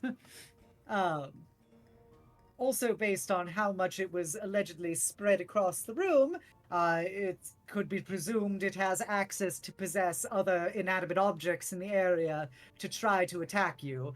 I don't know, paper cutters, letter openers, things like that. Whatever things happen at these kind of establishments. Probably bladed, maybe blunt, but likely assailing you nonetheless. I assume that it likely doesn't have any particular demonic magics of its own that we should worry about. Generally, spirits are tied to particular manifestations of their being, and since this one is manifesting in the form of magical demonic ink, that somewhat limits its overall panoply of capabilities it can bring to bear. It seemed to know how to modify Ezra's device. That, That- if we have time, I may want to look at. Very insightful. I think that it should be noted, it does at least have some skill with technology, especially the particular bastardized mix of science and the arcane that so-called new science entails. So, presumably, if there's another gizmo, it might try and work its way into Ezra once more. This time, in a way that's not simply inside of your little cranial contraption. He gives her another look.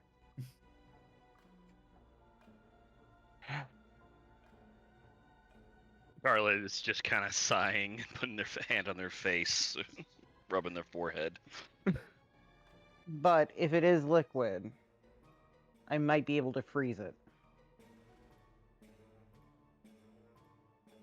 That would certainly be useful. I definitely think that could be a further way of helping deal with it. I do know that once it gets desperate, it will likely get, excuse the pun, but quite slippery. Which is why it's so important that we imprison it within the building while we conduct our most violent exorcism. Oh, Now, it wouldn't know that we're after it, right? I think he could at least assume that we have now some intimate familiarity with it after our encounter with Ezra, and a certain level of capability. Perhaps we would pursue it. I'm just wondering if it might be trying to prepare any defenses. Perhaps Yeah. possessing a few employees and having them stick around. Certainly an option. It has been there a week, and we do know it has the capability to possess things. It could have already possessed them, which in that case we would likely have to deal with them, much like we dealt with Ezra. Now, would it be able to control more than one person? She shrugs and goes, in the realm of possibility, yes, but we have no confirmation that it can control more than one person at once. But of course, we've only dealt with it in its more diluted manifestations through the papers, which has only ever been one person at a time. When you're actually in the proverbial whale's digestive, like we would be inside of the respondent, it might have greater capabilities, and we would be but erstwhile Jonahs. Really leaning into the Bible stuff right now. Well, it did seem particularly applicable given the scenario.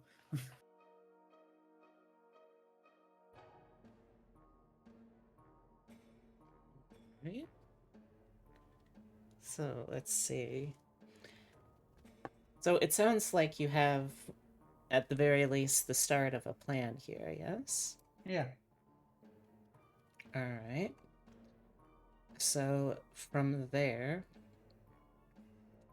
is there any kind of particular preparations or even a little bit of downtime activities that you could accomplish within a day that people would like to do individually?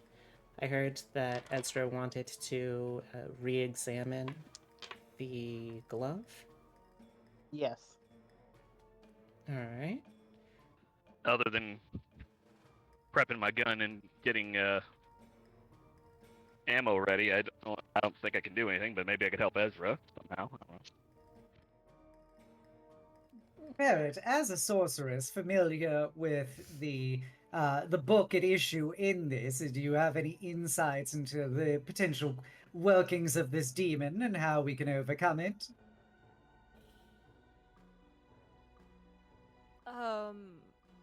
I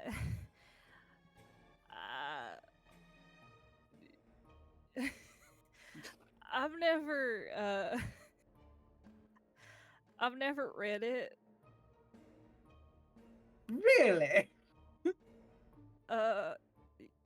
Yeah. I found my first copy like a couple weeks ago. I only Wait, you have a copy of the same book in the Please. safe? Those things are a dime a dozen. Don't worry about that issue. Oh, it's not like a cursed one. No, I found my copy. I only started doing this shit kind of seriously when somebody was teaching me. I've never studied. I'm not super comfortable with it, to be honest.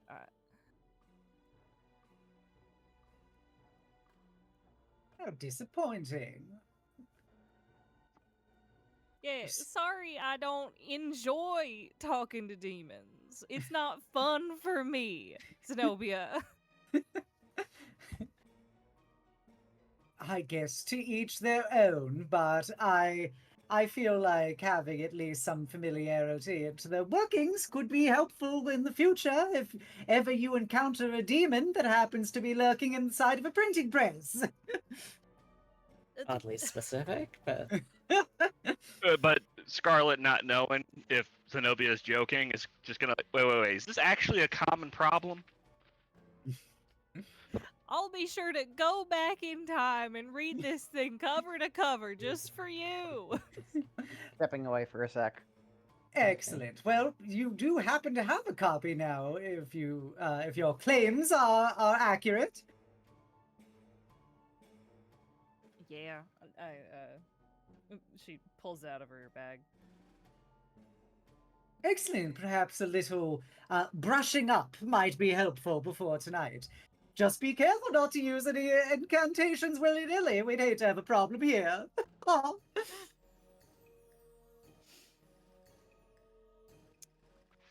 This must be what going insane feels like.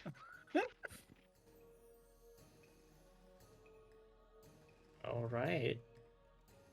So who would like to do their downtime / prep actions first? Well, Ezra stepped away. Mary, do you plan to do anything other than making sure your guns are at peak performance? I mean, do you have an idea for me? No, I don't have anything for you. As a mundane, I don't know what what I can have you prepare. Aside from getting more salt, I guess, since we have to enshroud a building, basically. I don't know. I mean, what I your could go people do get that. up to. I do actually have some monetary means available to me. So if you'd wish to go acquire some salt for us, a suitably large additional amount that we can surround the respondent.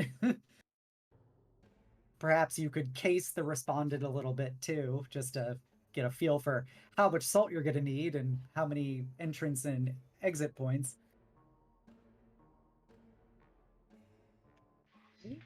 All right.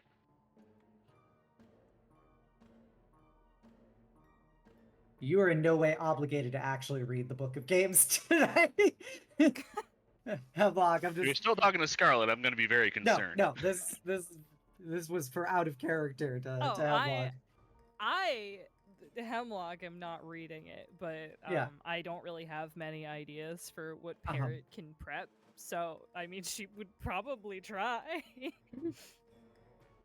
Zenobia would happily do a study session.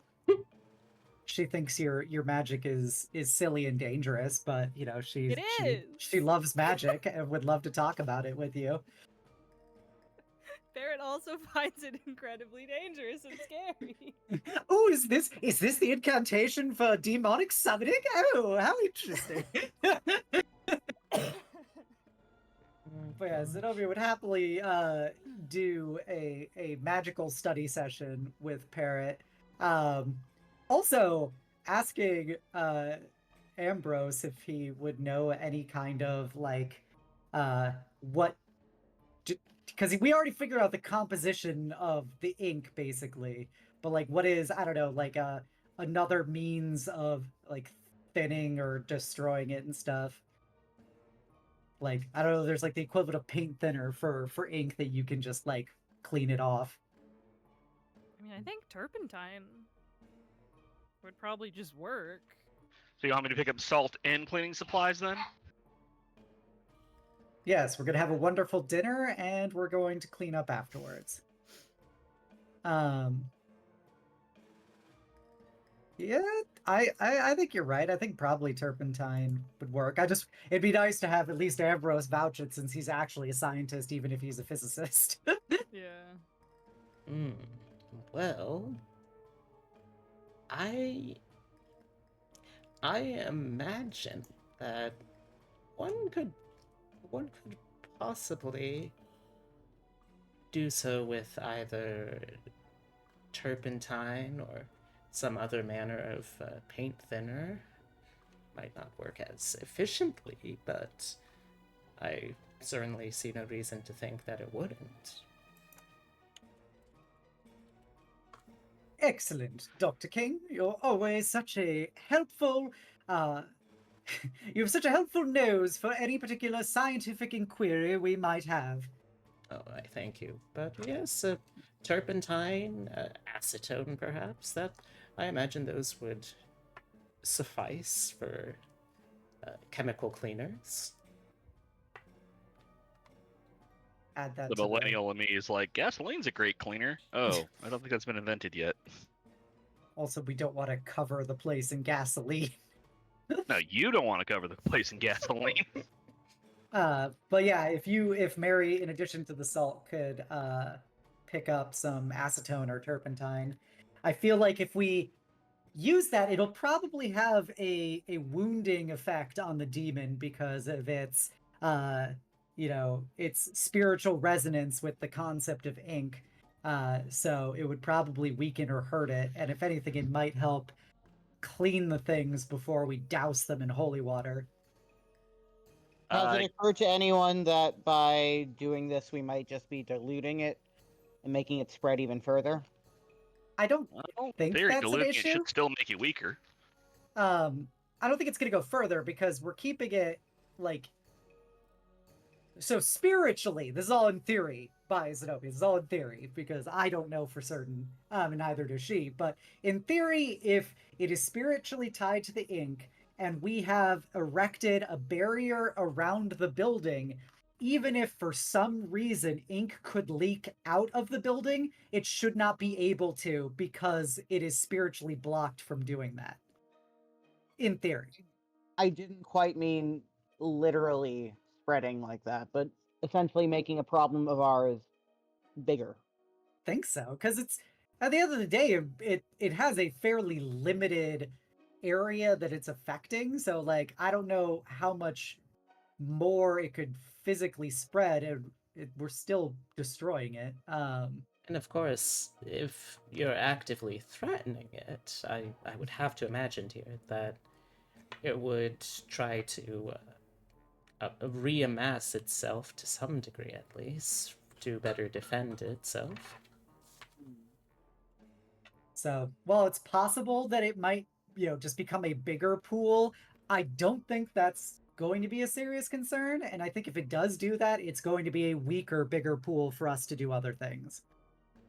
So, that's my And hot worst take. case scenario is turpentine flammable? Oh yeah. Incredibly. Honest question, but no, I've never used turpentine. It's very flammable. Yep. It's one of those chemicals where when you use it, the smell makes you uncomfortable. Yeah. So yeah, if worst case scenario, just burn down the fucking building, but I hope we don't have to come to that. I'm trying to come up with non-combustible solutions. Okay, to we'll these call problems. that plan CM, as in complicated mess. Yeah, Fair. that's the burn it and run. So, but yeah, I feel like getting turpentine or acetone and salt is like really good utility things for us. And then, so I think that's good for you. Ezra is going to be playing with his hands. And is there anything else that you want to brainstorm ahead of time, Ezra? I know you had to step away while we were divvying up stuff. No, I think I've caught up mostly. I don't think there's anything else that I can think of. In character, he's still kind of shooketh from this morning. Understandable. Gotcha. Okay, so priest is off getting holy water, and is gonna help prepare that. We're also gonna task him with doing the sanctification of the salt around the building when we come to that point. Ezra's tinkering. Mary is shopping, and then Parrot and I are doing magical research. All right. So what should I roll for procuring these particular goods? Well, let's see. Got a price list here. Du-du-du. I was like, I'm sure salt's widely available. Turpentine's a little bit. Thankfully, this is actually a big city, and So yeah, I gotta remember. Yeah, we're in there's lots of sciencey shit. like some piddly Wild West town. Yeah, we're still in civilization. Well, it functions kind of similarly to like a very refined alcohol, right? Turpentine. I think it has. It's like a. It comes it's- from resin, Mm. according to the Wikipedia about turpentine. It's Alright. from pine sap. Wow. I'll say that you can pick that up No wonder for it's flammable. $3 Stepping away again. a pint. Yeah, it would be available, but probably a bit expensive. Like at this point in time, it would mostly be for like weird artists. Mm. Yeah, so you'd probably be finding it either maybe at like Wow. some kind of crafting store, using it as the industrial cleaner. Want a fun fact about this? Sure. That a lot of turpentine came from North Carolina, from the pine trees there. And when the Civil War started, a lot of turpentine producers were cut off from their supplies, and they would build these camps for turpentine processing, which many were burned by Sherman in his march to the sea Oh, because of no. how flammable these camps were from all the turpentine. That's hilarious. Oh, that's Yeah, quite so it's at something. least the 1840s is one of the dates on here as to when it became more popular in the U.S. Yeah, so it looks like it's primarily being used as a manufacturing and industrial solvent at the moment, but there's still like enough people. I even though like it kind of started phasing out in the 1860s, there's still probably enough people that would be using it as a source of oil for lighting. And like even though it's a major city here, not every single place is going to have electricity. So I imagine there's still people that you Okay. could buy it from for lantern fuel as well. The only other thing I can think of is some kind of container, like a little bottle, like maybe a mason jar, to use as like to throw small amounts of it instead of trying to dump the whole canister over everything. Mm. Well, I think they Yeah, said it we're was gonna be coming cleaning. in pints or something, so presumably be pint bottles. Mhm. Okay, that's okay. If I'm buying it in pint bottles, yeah, that's already sufficient. All right. So that is $3 per pint. Probably get 4 pints for $12. That way we can each have a pint, if need be, or we could just, all pour them in, I guess. Okay. All right. And that takes care of that. The salt, let's just say the salt. How much are you trying to get? Like a pound? What?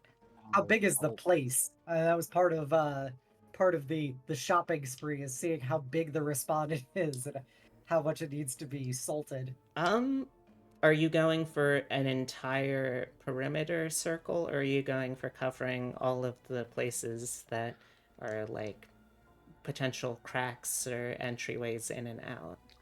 Okay. Probably Well, that. how big is the building where this printing's being done? Let me see. I would say at its longest sides, we'd be looking at about 18 yards by 18 yards by 19 yards, but it's sort of a L-shaped building, so that's not a full square. Right, so we could probably diagonal across. I don't know how to math how far I can spread salt at a decent level to where it would block demonic energy. Elementary school never taught me that. That's fair. Phew. I can give you Some real cracks in our education system there for you. I can give you just like I can give you just like $1 to get enough salt, just a barrel $1 supply. worth of sufficient salt. I think that's enough. I'm also looking at the time and thinking, like, are we actually going to try to do the fight tonight too? Probably not. I'm down possible. for what everyone else is, Yeah. but it is kind of getting late. I don't know how far past 9 folks can do tonight. I can't. Okay. So, so we have our salt, we have our turpentine. As for the research, Parrot and Zenobia can give me an academia occult roll, and we'll use that to see if someone is able to stumble upon something and what you can accomplish. An 8. And a 9. Oh. All right. If we got real lucky, we find the exact ritual he used. Well, the problem is he just kind of fucked around and backlashed. That's So let's see.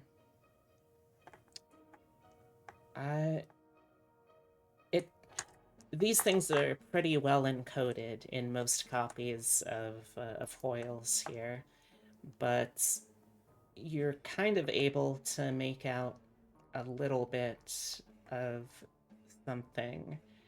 You don't think it's the exact spell that might have been bastardized in this situation, but it's something that it looks like it might be something at the very least useful in a broader scale. I will, after stream, roll something up for you, and you can pick whichever one sounds interesting, and then as a downtime activity you can try to further learn that particular spell.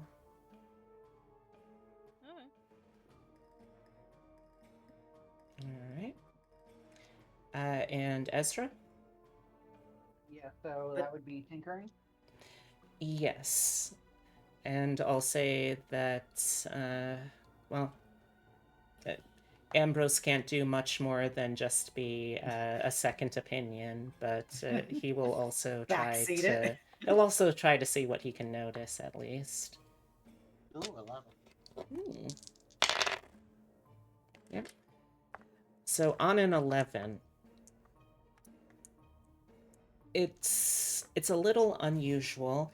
You had kind of seen that you're kind of able to tell that it looks like most of the inner workings of the glove are pretty much intact. You notice, though, that some of the radiating coils that produce the cold outward into the environment around it, they seem to have had the shielding dampened down slightly, and they're slightly more forwards facing. It's a different configuration. It looks like it was modified in a hurry. Now that alone would not explain the sheer difference in potency. It was, from your perspective, it looked like it was being kind of overclocked almost. Like something was pumping far more into the system than the Ghost Rock fuel core that you would normally use for it would be able to produce on its own. But that aside, you see the basics of how it was tampered with, and you think that you could start to reproduce some of these abilities that you saw it using, or at the very least, something similar to them. So I am going to, again, after we wrap up for today, I am going to run a couple of options by you in ways that you could try to modify the core design for additional abilities, and we'll figure out which one you choose from those. Okay. Okay. All right. I think that was everything for people. Yep. All right. This will be my third day for unlocking my Shadow Weave spell. I mean, it gets Excellent. easier and easier the more you do it. It takes a little bit, but once you get going, it kind of snowballs very nicely. I can't wait to do it and scare Ezra. All right. So, as we are coming to a close on the prep phase, night begins to fall. We're flashing forward a little to the evening here, and as you approach the respondents' offices, the streets are eerily quiet. Not impossibly so, but in this neighborhood, the oil lamps and the faint, dim glow of electrics indoors don't do a ton to illuminate the infrastructure and the ominous facades that are looming over you. It feels eerie here, without a shadow of a doubt. And it puts you a little on edge as you slink towards your meeting spot with Judd. Right. So, before we continue, quick question. Have you decided what you're going to do vis-a-vis light sources? Yeah, we should probably bring some, like, lanterns. Yeah. I think I have at least a lantern. Let me check my inventory. We do somewhere. Misk. Can I just I pinch do have a some from lantern. the rooms we're staying in?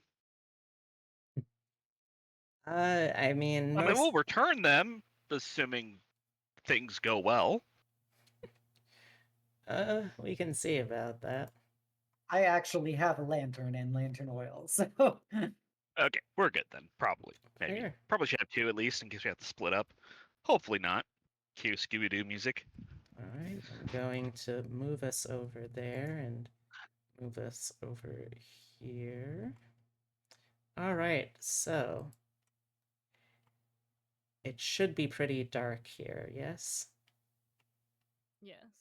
Yep. Okay. Good, then that much has worked at least so far. All right. Where'd that tab? There it is. Do you see a ping? let me zoom out.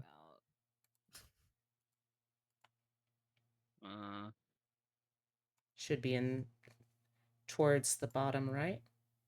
I think if you hold shift and do the ping, it focuses our vision there, but I'm not seeing anything. Yeah, I don't see anything. All right, let me try bringing. I'm doing pinging. Oh, I Anyone see else the see that? ping. Oh, I see a ping. Yeah. Do I see you Tyrus's. do you Wait, so we see? can just a viewpoint camera. Yeah, I see there the now. camera. Okay, good. Let me see if I can get that on camera. There we go. So we're using this darkened area as the staging point. As you can see here, we've got Judd. Go ahead and drag your characters out onto the area around here. Do I hear an echo? Yeah, I don't hear an echo. All right. yeah, I hear an echo. Is it in Roll20 that you might have mic on, or No? okay, now it's not echoing. Weird. All right.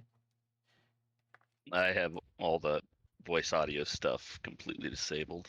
Oh yes, please drag yourselves onto the stage roundabouts there. Hold on, I'm having trouble with the map right now. Okay.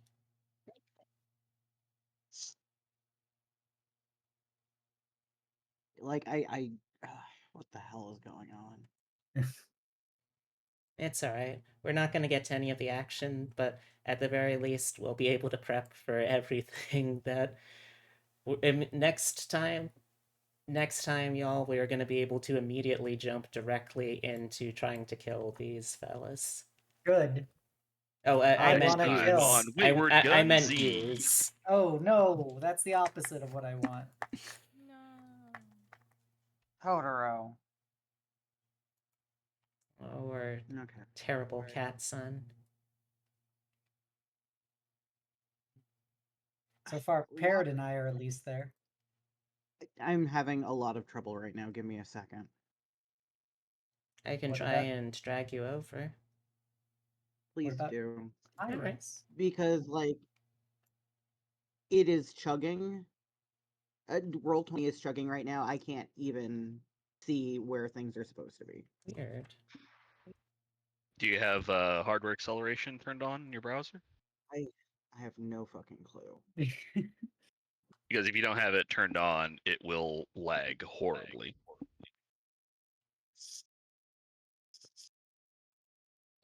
Okay, and How did you get that, Totoro?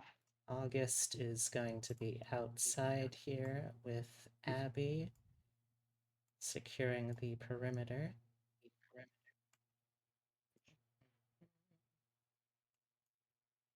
All right. Definitely hearing an echo now. There's an echo through Epitome's mic. I have no idea how. That Wow, is wild. That is wild. I'm just gonna mute myself. Okay. All right. Yeah, if you go over to the audio settings in Roll20, you can turn off all the internal voice chat stuff. No, it's not Roll20. No, It's It's Discord. Epitome's mic. Then why am I not hearing it? I don't know, but while Which we are is the setting weirdest up thing, too, to because I'm be in sneaky, the room. who is going to be carrying lanterns? Okay, I heard it that time. I can carry a lantern since I don't need a. I'm just gonna have my knife. Okay. I don't know how lanterns and gunfire work together, so It's You need difficult to hold a lantern as you're using Yeah, a you- two-handed rifle. You do need. I'm not going to use a two-handed rifle. I'm inside of a building. Okay. All right. Not the rifle. Jeez. Sheesh. All right. So let's see. Token emits. Low light. There we go. For see how 3 yards looks.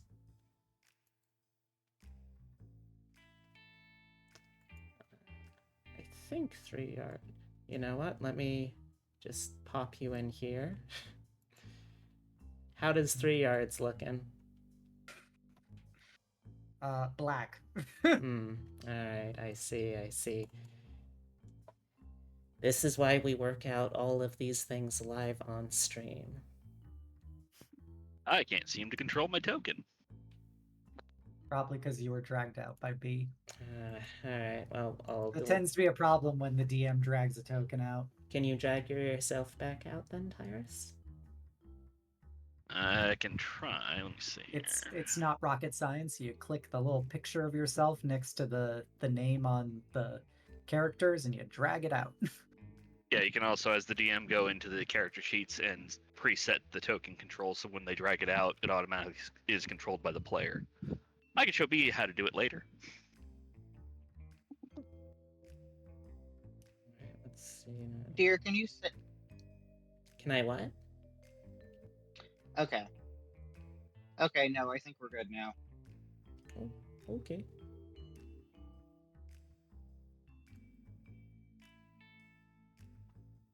Alright. Let's try this again. Do you see yourself at all now, Zenobia?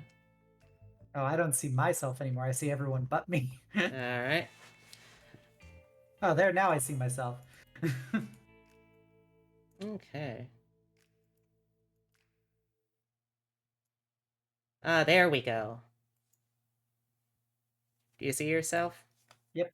Okay, I figured it out. Excellent. Oh, Okay. Galaxy Brain. Oh, I'm so smart. Are you setting the lantern to be directional or to be ambient? Probably.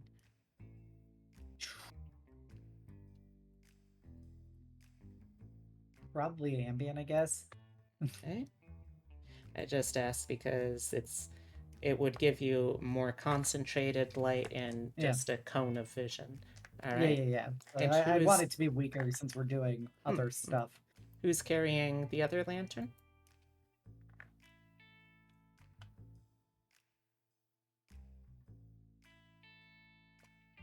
Hello?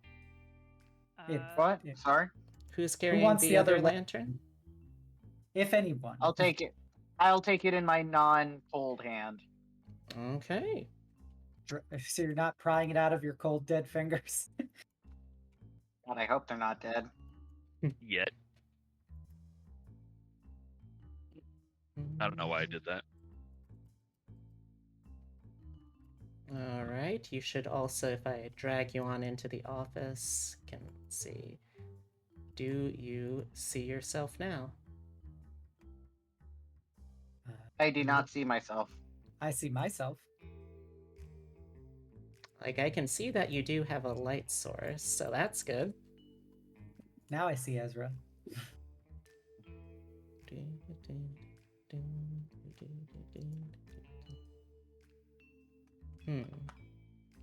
Well, it looks like we may need to work on it off stream.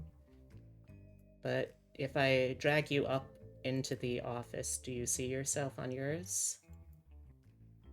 I do not see an office. I just see a door. Alright, how about if I put you over to the side of the building there? Do you see yourself? Hold on. Chugging. I do not see myself, but the lighting did change. Alright. So we know it kind of works. We'll figure it out by next time. This is good, though. Genuinely, honestly, this is good, because this means that we have figured this out now, instead of having to have me do a ton of spooky narration and then immediately have to stop for 5 minutes to figure out how the fuck any of this will work. Alright, Lamau. so as you Rough on a VTuber stream? finally get to midnight and have arrived, Judd greets you there solemnly. All right, I'll stick out here with your preacher man to. I'll whistle or holler or something real loud, so if someone comes, you have some kind of warning. He moves over and opens the door.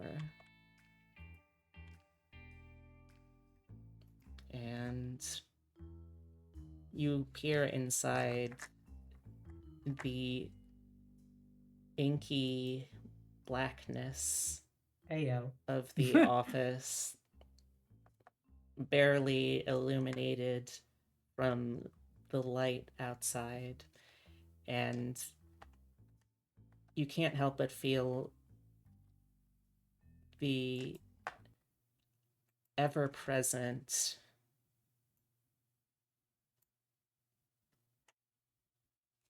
cloying ichor of the ink even now. Whatever this thing is, however you end up having to fight it, it's here. Somewhere. And it knows you're here too.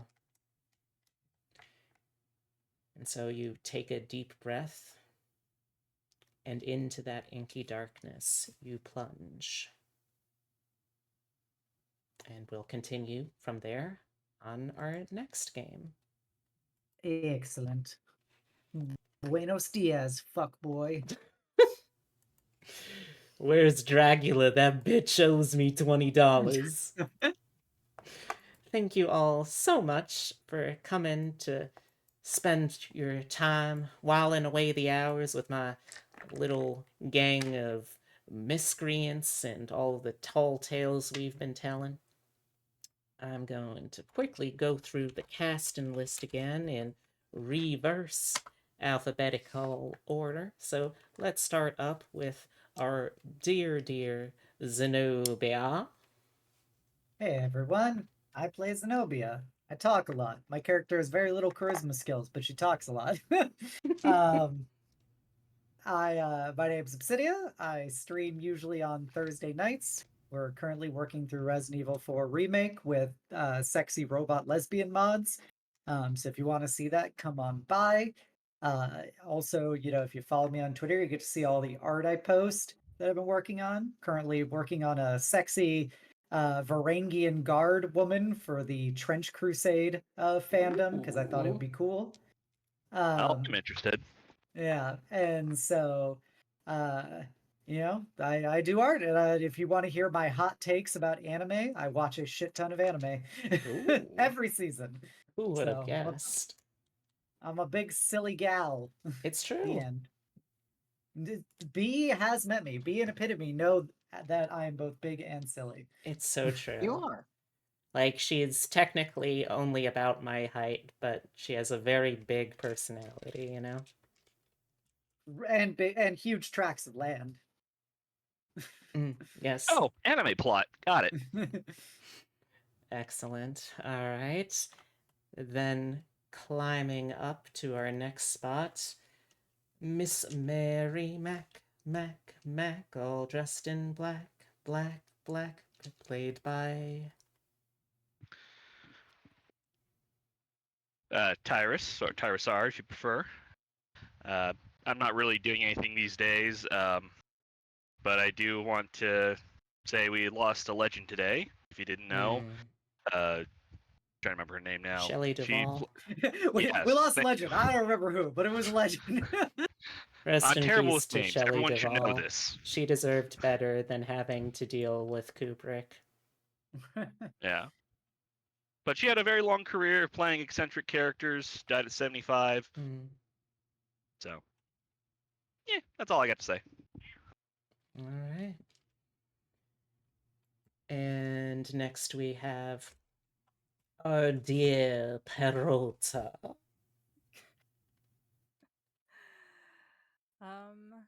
I have been Parrot. I am Hemlock. I am finally working on my 4.0 model again, and will hopefully have rigging streams back soon. Hell yeah. We're chugging, you know? Genuinely though, real talk though, don't sleep on Hemlock as an artist. They are one of the people I have known in this community for the longest and have continued to inspire me as a artist, as a creator, and you're missing out if you haven't checked them out too. You're very sweet. Ow. And last but not least, our dear Dr. Hamster. Well, Ezra is his actual name. Ezra, would you reintroduce yourself? I didn't introduce myself the first time today. That's true. I had to improvise, and I said something about how make sure you wear sunblock, because it don't matter the color of your skin, it'll still burn you worse than sin. Yeah, to paraphrase, sunscreen, bitches. Okay. I'm Epitome. I don't really stream. I'm gonna be frank with you. Today has been kind of bad, so I'm not really in the mood to advertise anything. Sunscreen, bitches. That's fair. Yeah. Hopefully you were able to make the day at least a little better.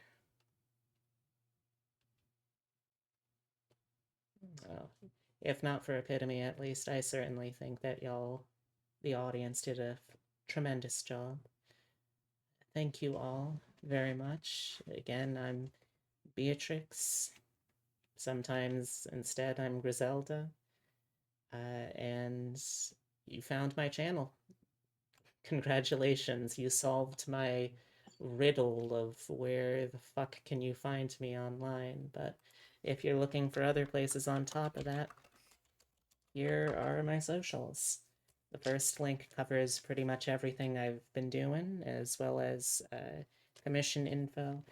Then we have the Discord community, the Twitter, and the YouTube for VODs. And honestly, I'm probably going to be moving away from just putting VODs there and trying to figure out something else. But that's another day. Does anyone have a raid target suggestion from the cast? Joe's currently streaming. Oh, okay. I Who don't the know fuck is if Joe? a friend. Yeah, we can raid in Go, there. Joe. Alrighty. I don't know if he's almost done streaming or not, but Oh, let's see. It looks like he's been streaming for an hour 53. he might be still streaming for a bit. Alright. So, if you are watching this in VODs, I hope that time's been treating you well. If you're watching this on YouTube, remember, until I see you again, I hope you have some happy trails and be rootin', be tootin'. You best be shootin', but most of all, be kind. Happy trails, partner.